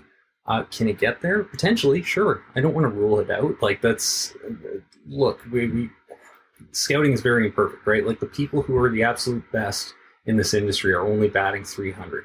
So anybody who speaks in certainties is totally talking out of their ass, if you'll allow me that swear word. But I really think that ultimately, when you look at what he's accomplished, when you look at his skill set from where it was in his draft year, where he is now, the progression hasn't been there to give us any indication that he projects as anything beyond a top 6 center who's going to have a great work rate, who's going to work his tail off, going to be great on the penalty kill and shut down rolls. Just don't expect much in the way of offense, because we don't have any indication that he's going to bring that with him to the Detroit Red Wings lineup. So one quick follow-up on Veleno, because he's had an interesting trend in his development that I've noticed, and I don't know whether or not to put much weight into it. So obviously he had the huge weight of expectation coming into the queue when he got the exceptional status. His rookie year as a 15-year-old went fine. I don't think he met the expectation everybody had of him. His 16-year-old year was, again, fine, but then it got better. And then his 17-year-old year, he obviously kind of burst out of that bubble in St. John, and everybody went, okay, there's closer to the guy we were expecting. And then he got traded to Drummondville subsequently and exploded. And then he got to the his first year in the World Juniors. He was there, as an 18-year-old, which was good, but he was basically a non-factor in the tournament. And then the following World Juniors, he was one of their most important players. And then his first half of the season in Grand Rapids, he very clearly looked like he was swimming above his grade there. But his second half, it looked like it started to click. And I haven't been able to watch a ton of his games with Malmo this year, but most of the people we communicate with in Sweden are saying that the last 10 or so games, he looks like a much better player. So the reason I point all that out is it seems like it takes him a while to get it, but when he catches up, he seems to really get it. Do you think there's anything to that? Like he's just a slow developer, or this is just progress taking its course? Yeah, I mean, it's hard to say. I mean, different people are going to gauge progress differently, right? Like, it's funny. I don't know like how inside baseball this sounds, but like I can do a scouting report where I have no idea if the player has scored a goal or registered an assist because I'm so focused on the minutia. I'm so focused on the inputs. I'm so focused on their skating technique, their shot technique, their passing, their off the puck support, right? So different people are going to gauge that differently is what I'm trying to say. And I think that the trade to St. John was really the one moment where it was like, okay, there's the Joe Veleno who got exceptional status. There he is. And I don't know if I saw a substantial change in the AHL, to be honest. Maybe the points started to come, maybe his luck started to turn. He's looked fine for Malmo this year. I don't think he's looked like a future top 6 NHLer, but he's acquitted himself well. He's produced well enough. His speed on that extra large surface is really, it's a nice value add there. I mean, like there might be something to that, right? Like I think he would hardly be the first player who needs to go through an adjustment period. I mean, there's two ways you can kind of broach that, right? Like there are players who, when they get into a new setting, they're all adrenaline and they're all excitement and they just go supernova. And then they put up all their points in the first 10 games and then that fades and they're right back to square one. Maybe he's the opposite of that. Who knows? I mean, that certainly is a distinct possibility, but it's not necessarily one that has crossed my mind per se and hasn't really kind of worked its way into my Veleno consciousness, if you will. So, we keep needling you on specific points here, JD. So we're going to ask for a little bit of a broader view. We always talk to the fans and the listeners about the way rebuilds go, but we have to be the first to admit that there's no real cookie cutter way for it to go. We point to cases and examples, but it seems like each team has a different path every time they run one successfully. And then every time someone messes up, we just point at Buffalo and laugh. Taking a look at, the league at large and then at Detroit specifically, what do you think are the key pieces Detroit needs to add? And are they on the right path to do that? Or does something magical still need to happen for them to kind of get back on track? So I think the first thing that needs to happen is they need to do a review of some of their North American work. Because I got to say, like, somebody pointed this out, and it really hadn't occurred to me. But somebody pointed this out in response to our Detroit Red Wings ranking. And they went, 8 of your top 10 players are from Sweden. And I was like, you know what? That is correct. That is quite the observation. Okay, interesting. And then you look at some of their past drafts, and it's like the disparity between the regions it's really something. And I think haven't placed the best bets there. So, my kind of, again, very inside baseball answer is they could do better work in North America, I think. And I think that would help them out a bunch.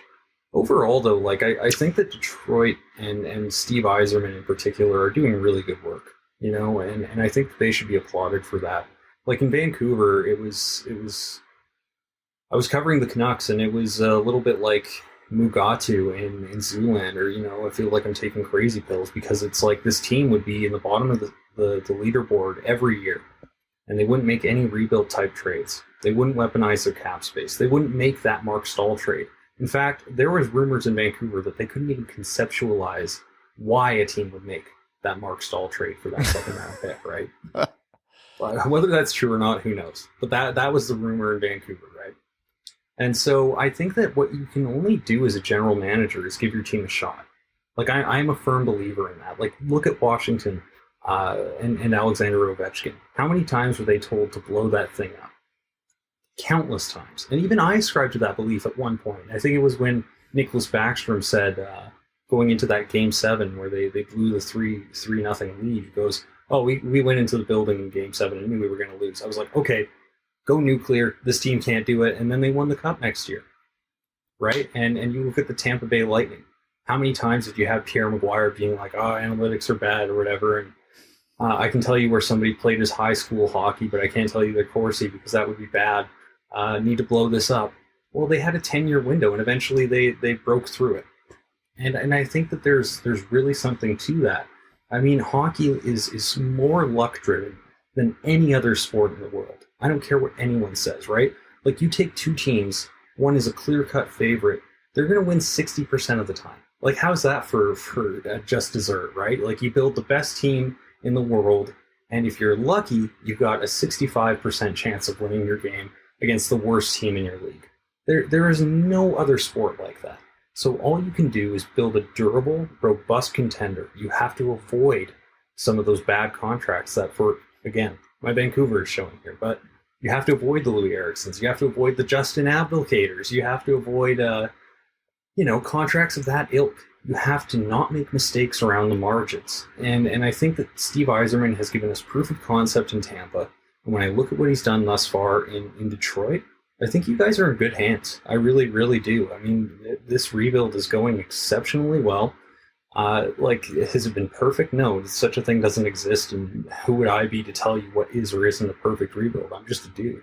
I think that if you're a Red Wings fan and you're looking at the composition of this group, you're saying we've got some pretty interesting centers in Dylan Larkin, right? That's a nice piece to build around. You got Moritz Seider, you got Lucas Raymond. Just keep building. Just keep building. Don't rush it. Don't try to expedite it because of a PDO stretch that makes your team look better than it was before. Just stick to the process, as corny as that sounds, all these years later of Sam Hinkie and his process, right? There's truth to it. The reason it's corny is because it sticks, and it sticks because it works. So keep doing things the right way, and you'll get results. And it might take a while, but eventually they'll occur. And also, like, there's something to be said for enjoying the process as well, right? Like, if it takes 8 or 10 or 12 years for Yzerman to get the cup to this group, like it kind of did in Tampa, I mean, like, sustained success at the top of the league, even if you don't get a Stanley Cup, sounds pretty cool to me. I don't know.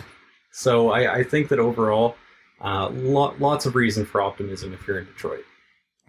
So just to bring us over to our last topic here, and thank you for both the encouragement for Red Wings fans and for also ripping on Vancouver's cap structure, because that will lead us into discussing the Canadian division in this upcoming 2021 season.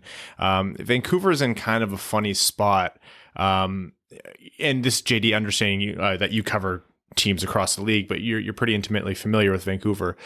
What can we expect from Vancouver relative to the rest of the division? And is this going to be kind of a wild card division where, there's surprises up top or a team really underperforms?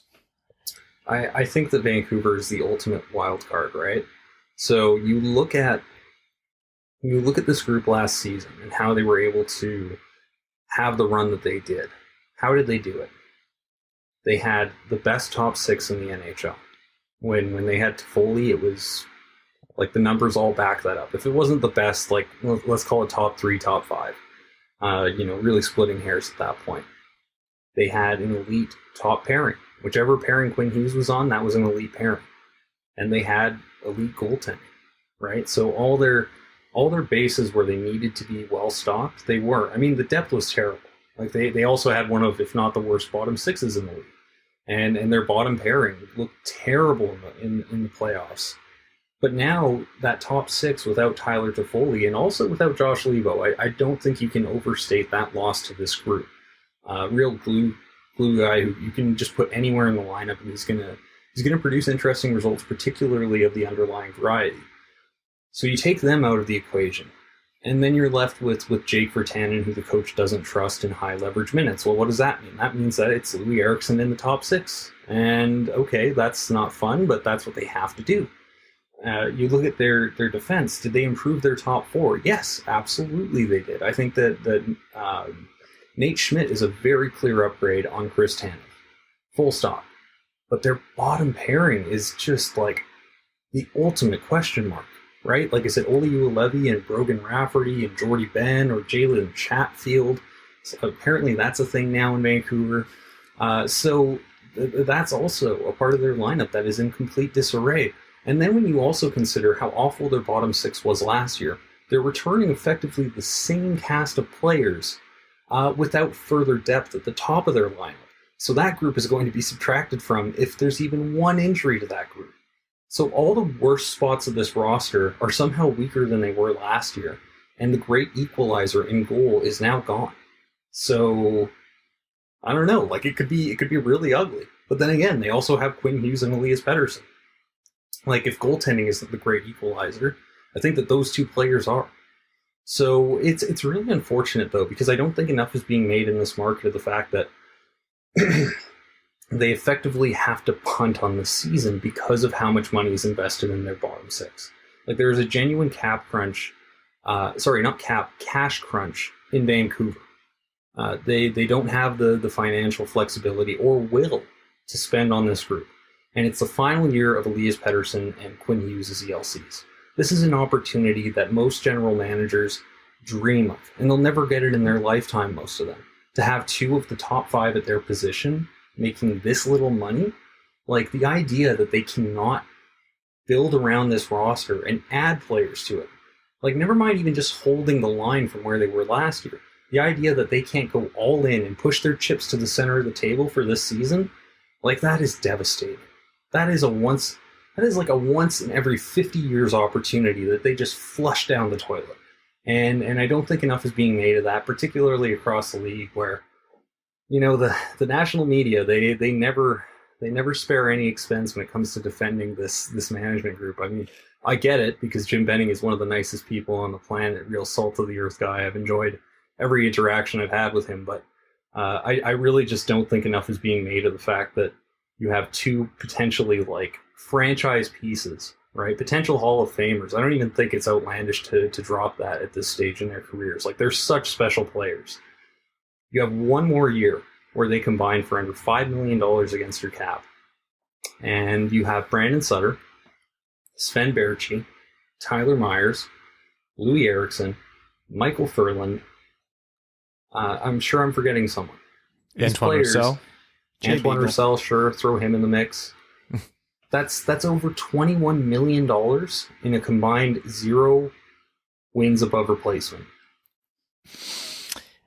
Oh, that was very Detroit Red Wings. Like, it's honestly like I don't call for people's jobs. It's not a thing I do. But that is a fireable offense objectively. That they have to punt on the final year of Quinn Hughes and Elias Pettersson's ELCs. That is malpractice of the highest order. So given what they have and what we know, what do you think their strategy is going to be this year, especially in net? Because like you said, they have the unique opportunity where it's a pandemic, it's a wild card division. They have Hughes and Pettersson so cheap. Is this a group that's going to be comfortable giving the young goalie the reins, especially after seeing what he did in the playoffs last year? Or is this a group that's going to take the safe bet and parade Braden Holtby out there for 60 to 70% of the starts? I think it's going to be a platoon, to be honest. I really do. I think that and this market, very unique market, and we love it. But the way that they talk about Thatcher Demko sometimes has me like so fascinated. Because on the one hand, you'd have this group in Vancouver who would be like, they have to re-sign Jacob Markstrom. If it's 8, 9, 12 million, they have to do it because he's the best goalie in the league. You can't replicate that. And now that he's gone, everybody is willing to hand the keys over to Thatcher Demko because of 3 phenomenal, like otherworldly, out-of-body experience level good playoff games. I'm not trying to diminish what he did in the playoffs. It was amazing. Everybody saw it. That was like that gif of Mark Stone going up to him in the handshake line and just making that face like, what the hell was that? Like that was such a cool moment. But 3 games is not the sample in which I am going to invest in a goaltender, right? Like that to me is no greater a portal into what he's going to do this season than any other 3-game stretch of hockey. Like, how many goaltenders have we seen get hot for an entire playoffs and play out of body, like out of their mind, like exceptionally well, and then fall completely flat down to Jordan Binnington Earth, right? So, like, I think ultimately he's not going to be that goaltender because it's impossible. Who could replicate those performances over a prolonged sample? The person who came close was Jacob Markstrom, and he's gone. I think ultimately they're going to bounce between the two, between Holtby and Demko. I don't think it's necessarily a weak point, the Canucks in goal, but I don't think it's as strong as it was last year, and I think anybody who does believe that is delusional. All right, JD, as much as we can legitimately sit here and talk hockey with you all day, I'm sure some of us, or you have something else to do with your night at this point. I noticed in the middle of all of this that you actually tweeted out the good news about Lucas Raymond that you got from Con Anderson. So thank you for sharing that with the Red Wings world via Twitter. And thank you again for joining us today, offering us insight into the officially third-ranked prospect system of the Red Wings as per EP Rinkside, as well as your insight into the Canadian division. Everyone, if you're not already subscribed to EP Rinkside, we did it about a year ago, and I can't tell you how much of a resource it is for us as a podcast as we do our research. JD's work's fantastic, and also one of the most entertaining Twitter follows in hockey Twitter. So at J Dylan Burke. JD, thank you again. Have a wonderful holiday, and we're definitely going to have you back. So until next time. Yeah, Merry Christmas, Happy Holidays, and I would be happy to join the program anytime. Thanks so much for having me, and I'm glad somebody gets joy out of my Twitter handle. It's not me, so it has to be somebody else. And so thanks for your kind words, and thanks for having me. Awesome. Thanks, JD. And that was our interview with JD Burke. We hope you guys enjoyed that. Apologies if the audio was a little funny. I'm counting down the days. I know there's a lot left, but I'm counting down the days until we can use some different solutions to recording this podcast, i.e. back in the studio. But for now, we make do. And so thank you again to JD for jumping on. A couple of quick topics to wrap up before overtime. Yzerman today confirmed. A few notes that we already knew. You know, Veleno and Seider would be staying in Sweden until the end of the season. Guys like Rasmussen and Brome are already back in Detroit. As well, he confirmed that they are going to be naming a captain before the season starts. So they don't know how yet, but the Red Wings will have a captain within a few weeks here. Yeah, I heard Justin Applicator just went into quarantine to prepare for this. Yeah. Yeah, they're actually re-upping the exact same contract he had. Believe it or not. They're just starting it from the beginning now. So there's not a lot of cool ways they can do this. So I think they should really try to do this in a cool way, but make it very, I don't even know what the word is, natural. Like, don't say anything about it through the whole training camp. Just go into game 1 of the season. Assuming it's at home, this would work ideally. Don't say anything. Just have everybody come out for warm-ups, do their laps, and then when they're actually coming out to start the season, Larkin just has it. Just let the internet blow up at discovering it themselves. Like, don't say a damn thing until he's skating up to the center ice for the ceremonial opening face-off. They should not even tell him. Someone, you know what, as they're like patting each other's backs as they're getting on the ice, like a trainer or something should have the patch like Velcro and just like bump on the chest, say, "Have a good game, Larks." And he skates out there with the scene. He doesn't even realize it. Like Gordon Bombay to Charlie Conway, just the old pat on the chest. Yeah. I think that's a great way to do it. Poor Larkin would be so confused. He's like, I knew that was popular, but not that popular. Oh, actually, well, there's no fans in the stands, so. Yeah. Wow. See? Yeah, you're right. There is no fun way to do this. Exactly. That's why I said just let it organically happen. I'm not going to sit here and guarantee 1,000% that it's going to be Larkin because I don't want to be the one that curses it. But we're all expecting it to be Larkin just for the sake of it. Very quickly. If it's not Larkin, who would it be? It would have to be someone that's already wearing a letter or has worn a letter. Preferably someone who's got more than 1 year left on their contract. So just doing that off the top of my head, that literally leaves only Danny DeKeyser. Yeah, it'd be DeKeyser. There's a very a vocal but small minority of Red Wings fans online who are big on Bertuzzi as being a captain because he's like a heart and soul guy. Yeah, he would fit it fine. I mean, obviously this is Larkin. Bertuzzi would be a good candidate if it wasn't. I think DeKeyser would be a good candidate. I could see Blashill absolutely wanting to give it to someone like Glendening. But with Glendening only having 1 year left on his contract, I don't see that being a great option because he might not make it to May with this team. So, yeah, I don't know. I would go DeKeyser or Bertuzzi if it's not Larkin. Okay, a little bit more news here. Brad, congratulations.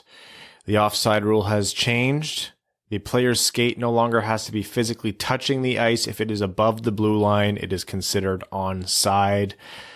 That rule has gotten a little bit better bit by bit, so we no longer need 8K ultra zoom cameras to see whether a blade was actually touching the ice.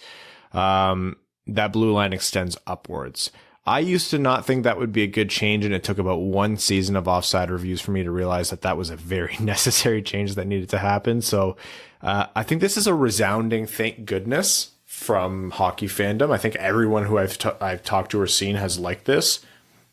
Should help a lot.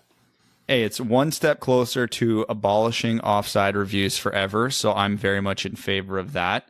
Obviously, this should dramatically drop the amount of offside challenges, because if you're a coach who knows there's a penalty on the line, if the dude's skate is 3 feet off the ice, are you going to be that confident you're right? No, of course you're not. I mean, the one thing, though, that I am paranoid about is I think it's going to take about 3 weeks for us to be absolutely sick of the word plane. Like, that's just going to get beaten to death. But it's fine. It's a necessary sacrifice to get some progress here. Another update. We didn't mention very clearly last episode, but there have been changes to the way the playoffs are working. So still 16 teams. It's still best 4 out of 7. The first 2 rounds are going to be all intra-division. So it's all going to be divisional games. They're going to stay playing each other. Top 4 teams in each division qualify for the playoffs. 1 plays 4, 2 plays 3 in the first round. Winner of those 2 play to win the division, their division specifically. No wild cards, so no crossing over in the second round. And then the 4 teams that are left in what would be the conference finals are reseeded. So we get a new 1 versus 4 and then 2 versus 3. So we could see an East versus West by the conference finals. We could see in theory, a Toronto-Boston Stanley Cup final. Yeah. And I hate both those teams, but I love that could happen. I know we've been trumpeting. Well, I don't know if you two are on board. I don't remember, and frankly, I don't care. I've been on board with the reseeding for the Final Four for a while now. I understand that it might weaken the conference finals, but just the thought that we could get like legitimate rivals in the cup finals is too tantalizing for me to not want. Again, I use Toronto-Boston as a possibility. My favorite example, at least to use recent memory, could you imagine the world we live in right now, a Stanley Cup final, Sidney Crosby versus Alex Ovechkin, the Penguins versus the Capitals? Just floating out that idea out there makes me wonder how anybody could not want this. I don't disagree with a single part of that, Brad. I just love the traditional first 2 rounds are to decide your division, next round is to decide your conference, and then the conference champions are represented in the finals. That's all nostalgia, though, because I can't shoot down a single point you just made. That's all excellent for the game. It's excellent for competition. I've played in, minor hockey tournaments where you were reseeded, leagues where you're reseeded. You see that in like different European leagues where they have relegation and stuff, or like intra-league tournaments and things like that. It's not a novel concept, and it works for a specific reason. I just grew up on the conference champions being like going through to the Stanley Cup final, so I've always kind of loved that. But then you get into like Pittsburgh versus New Jersey a while back, and like that sucked. A final? How could Pittsburgh, New Jersey have been a final? So stupid. LA, New Jersey? Is that the one you're getting at? Yeah, I'm thinking of LA, New Jersey. Yeah, it happens. They play they're from the same state, so it's common error. Anyways, I was dumb and I said Pittsburgh, New Jersey. It was LA Kings versus New Jersey. And how many games did that series end in? 6, and I think I might be the only person on the face of the earth who remembers that. Pittsburgh, Nashville? Yeah, that was also a cup final. What? How many games did that end in? Was that one 5? 6. And that was the one where it wasn't particularly close. No, that one was a great series. It was the New Jersey LA one that was not close. Okay, so because LA went up 3-0 handedly, and then New Jersey stole a couple, and then LA finished it off. New Jersey, I believe, too, just to ruin it even further. Yeah, and I just remember, that's what it was. And it was just like, you had that little glimmer of hope as New Jersey was coming back, but throughout the whole series, you're like, these aren't particularly well-matched teams. So, yeah, having a best-on-best in the Cup Finals every time would be phenomenal. I don't know. I'd be happy if they go either way. That's the one change, like one radical change to the playoffs that I would actually be okay with seeing. Having some kind of permanent play-in system like we had over the summer would be terrible, and I'd hate that. Yes. And finally, ads on helmets. They are happening. The league has to recoup revenue somehow, and the ads virginity has been taken. We are seeing teams selling ads on their helmets, and we've already seen a first few of them. Capital One is sponsoring the Capitals. Prudential is sponsoring the Devils, which makes sense considering the name of their arena. No word on Detroit, whether they are going to have one and who it might be. But this is a way for the league to basically recoup costs. Essentially a necessary evil. It does scare me. Yeah. I mean, the mock-ups have looked fine. Honestly, we talked about this. We know it was a necessary evil that was likely going to have to come because the league is bleeding money right now. I don't even care if it's temporary or permanent, whatever. If it's more money to help raise a salary cap, great. Make your predictions. Who is going to be the sponsor on the Red Wings helmet? And you're not allowed to pick Little Caesars. Motor City Casino. Probably like Belfour or something. Okay, I'm going to go with Meyer. Meyer would be sweet. Someone goes, I hope it's not Target. Come on. I've seen a couple of mock-ups with porn. Yeah, someone's been doing Wonder Bread over the visor. It was Kyle from Winging in Motown who did the Pornhub, and I was like, oh, dude, Kyle. I actually looked at my phone and went, Jesus, Kyle. Did you see my shitty Photoshop of our podcast logo near the ear cup today? I did not. It's not bad. I think we'll be a few dollars short, but I don't know. I don't know. Let's crowdfund this bitch. We'll see how close we can get. Yeah, for real. No, hey, you know what? In terms of how intrusive logos would be, ours ain't that bad. Like here, if for those who are watching on YouTube, I'm literally holding my phone up to the screen. Oh, I can't see that at all. No, well, Brad missed it. Yeah, I'm literally looking it up on my phone now, you jerk. But we'll be a few bucks short for that. I like the Prudential one for New Jersey. Like they're just using either, like they're fitting in with the color scheme or they're going black and white. So I imagine whoever sponsors Detroit's going to be the same thing. It'll be like white on their red helmets or red on their white helmets. Unless some company comes in guns blazing and puts up ridiculous money to get that sponsorship, I feel like it'll be part of the ownership group. So like you'll see some sort of MLSE type sponsorship for the Leafs. You'll see Motor City Casino, Little Caesars sponsorship for Detroit. Like I feel like you'll see a lot of that because those business owners see it as a free way essentially for them to get some marketing done. As long as they don't touch the jerseys, fine.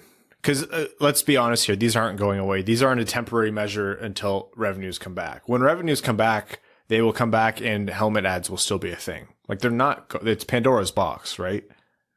Oh, there's going to be helmet ads, pant ads, jersey ads, stick blade ads. We've opened up, we've started the apocalypse. Congratulations. This is now Europe. I'm kidding. People probably took that literally. No. Yeah, because it's scary. I don't want jersey ads ever. Never, ever. I don't.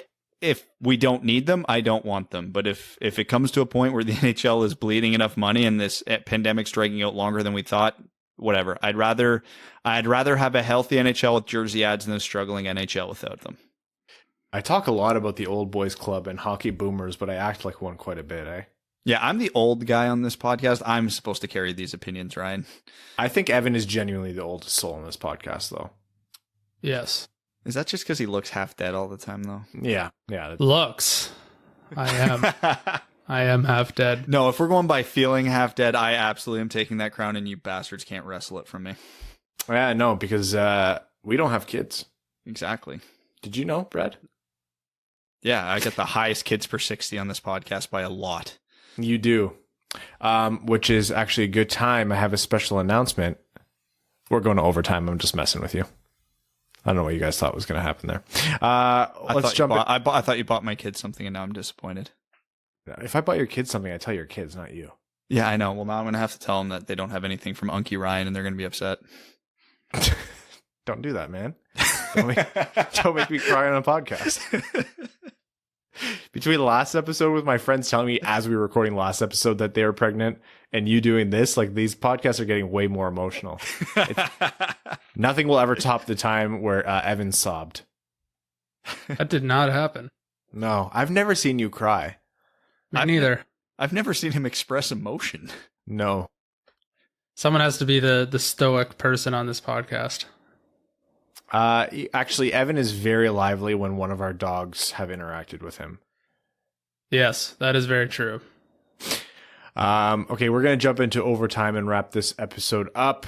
We're going to start with, this is a midweek episode, so this is exclusive to Patreon supporters. We're going to start with Zach Tretnick. Says, hey guys, we are almost there. Little Caesars Arena has ice and a winged wheel at the center of it. There's no doubt about it. I'm ready to be heard again. With the holidays here, what's your favorite holiday cookie? Happy holidays, guys. Thanks for all the incredible content. Let's go Red Wings and pizza. Ooh. There's a lot of good candidates here. I'm a ginger cookie guy. I knew you would be. I knew you would be. A good ginger cookie. It's not too rich where like chocolate just overwhelms you. Yeah, good ginger cookie is good. Good answer, Evan. I'm a fan of just the good old fashioned sugar cookie. Sugar cookies also not bad. You know what cookies I unironically love despite how objectively gross they are? Maybe, I don't know. The ones that come in the tube, like with the little stupid Halloween prints on them. I love those too. Yeah, those are good. What do you mean hot take? That's good. I don't know a lot about baking, so I'm like, I'm sure these taste like Play-Doh objectively, but I love these. Yeah. Yakuruta says, since this is likely one of the last episodes where you've got time for stupid comments, here's mine. I'm tired of people making historical mock drafts and they put Tim Thomas or Mika Kiprasov or another goalie at the top. These guys take 7 to 10 years to come to your team. If I told you we got the goaltender of the future 7 years from when we draft the kid, you would say, how the frick do you know that? And how do you know that? You got the lottery numbers for this week? That's a great point. Goalies are voodoo and they're terribly hard to project. Look at Jacob Markstrom, how long he took to pan out. Yeah, I agree. I was just actually thinking about that off the top of my head. I'm like, 7 years, they'd be 25. That's not bad, actually. I'd probably, if at 25, Keith Petruzzelli is a starting goalie for the Detroit Red Wings, I honestly probably take it. First name, bunch of numbers says somewhere out there, Don Cherry is calling around to get an estimate to repair 90 holes that he just put in his drywall after seeing an ad on a helmet. And speaking of Don Cherry, sweater today. Oh, yeah. A lot of people listen to audio. It's a Hockey Night in Canada sweater. I think I speak for most of the Patreon subscribers when I say that I think Darren Helm will put up a 20-goal pace this year.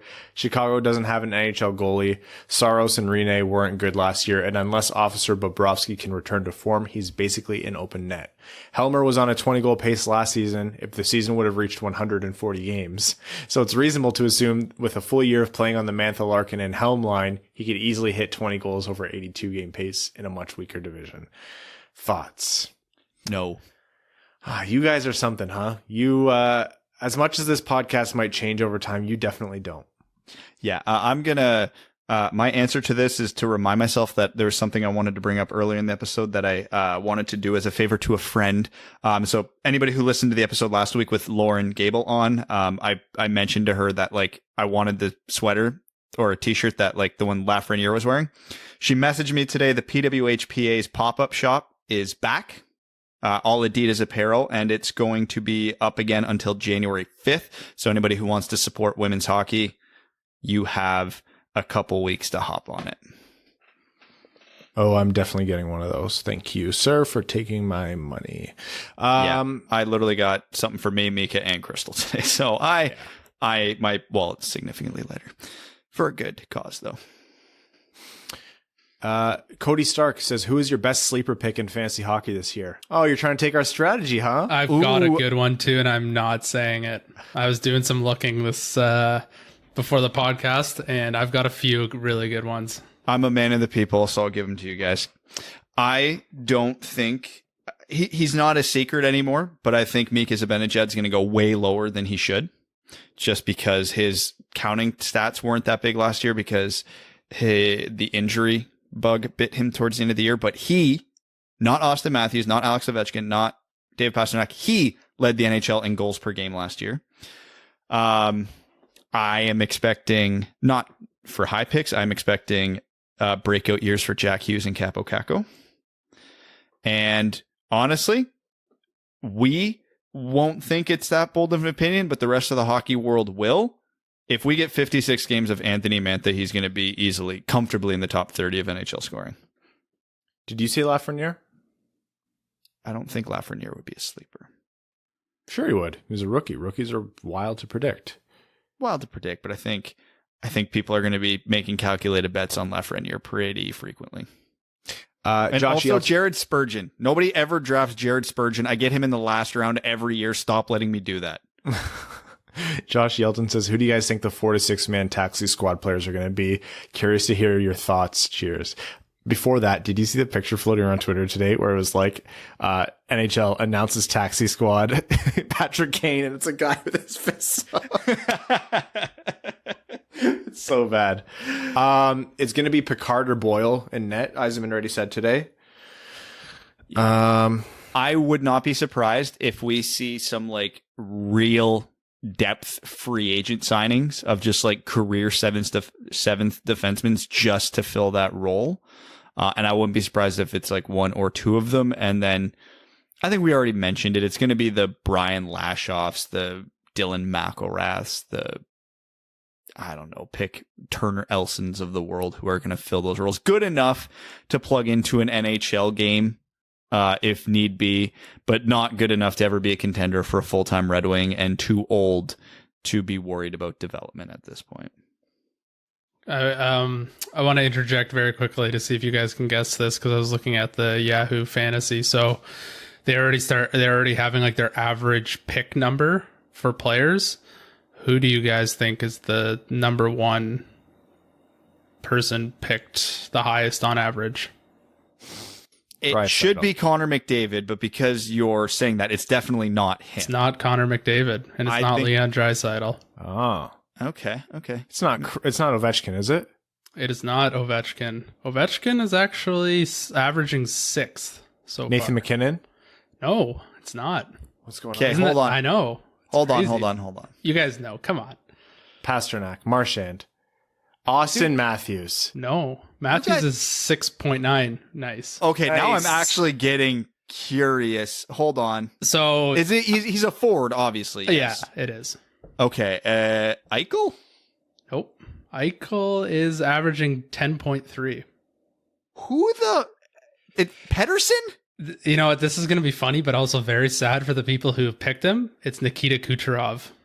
Oh, rough. Who's now out potentially, I think, for a lot of the season. So, whoops. I mean, it's surprising, but also very sad for the people who've already done their drafts. Boy, this is why I immediately wrote him off in my mind. I'm like, well, of course it can't be him. I was going to guess Point before him. No, Point will be lower. Point doesn't get a lot of broad recognition. 13.8, but he's tied with Sebastian Aho, actually. Oh, fantasy's weird.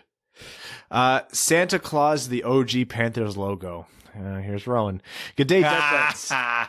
It is I, the ghost of logos past, returning to shockingly agree with Cop Guy and try to show Prick Guy the errors of his ways. The OG Florida COVID cat logo is heaps good. I have spoken and this is now law. With the changes to I'm reading what he wrote, the offsides rule, does that mean that Tampa Bay McNuggets can just go completely offsides with their salary cap spend? How can Blash unsuccessfully challenge that? Now that the NHL has opened the door for advertising on helmets, how will our podcast adapt and open up opportunities to monetize additional sponsorship to increase podcast-related revenue? Please have a proposal on my desk prior to Christmas outlining how to best show value so patrons invest more money into my PayPal. Right, we do have to submit this to podcast owner Rowan.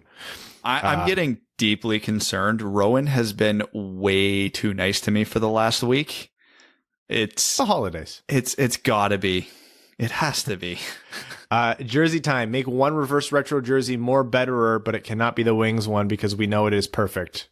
Perfect for annoying the fan base. All right. Well, wishing you all, even you, Brad, a very merry cheese bag miss and a fresh new year. Remember to be extra good so Santa gives us what we want, which is to # give Helm the C.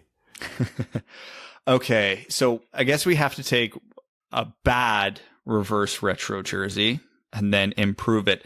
So I'm going to go with Pittsburgh. I'm going to get rid of that stupid everything they did about it. And I'm going to do so you remember their black jersey that had the 2-color stripe with the Robo Penguin in the middle? A yellow version of that jersey. So you keep the bar, you keep the multicolored bar, you keep the logo, but you make it primary yellow and then go darker accents on it. Yeah, 100% agree. Just like that techno 90s. Yeah. Every team that went pure 90s bullshit, it worked phenomenally for. And Pittsburgh had arguably one of the most 90s jerseys of the decade, and they didn't use it. I'm so angry, and I'll never forgive them for it. Buffalo can keep the blue and yellow if they want and apply that to the old black, white, and red angry goat head, or just straight up use that jersey. That would be mine. Islanders can use the fisherman logo. Yeah. Yes. Should have. Yes. Great call. Ben Ingraham says, hey guys, new patron. Ben, thank you. Happy holidays and welcome to the Winged Wheel podcast family. Says, I just want to thank you guys for keeping me entertained for years. I've been following since the Rasmussen draft. Oh, that was a tough time to start. Just wanted to wish you guys a very merry holiday and a big thanks for this year. I laughed out loud with my headphones on when Ryan hit us with the Wings and pizza, but I didn't say pizza line. I looked like a crazy person, but I didn't care. I love the cop, doctor, and golfer. Oh, man. It's nice to know that our pain and stupidity brings joy. For all of you, this is obviously our last episode before Christmas and before we come back on the 29th/30th. Maybe. We'll see what Yzerman does in the next couple. Yeah, for real. Everyone, please have a wonderful, wonderful, safe, and happy holiday break. Have a Merry Christmas. Have a Happy New Year. Whatever you celebrate, have happy holidays. Please enjoy them safely. And we'll be talking to you guys on the other side of this. In the meantime, I want to thank all of our listeners, our name level sponsors, Arjun Shankar, Kyle, R.A., Hi Brad, Zach Spring, Citizen High Five, Cody Stark, Greach, Jeremiah Dobo, Jake Kiefer. It's the random garble of letters that says I'm high in the middle.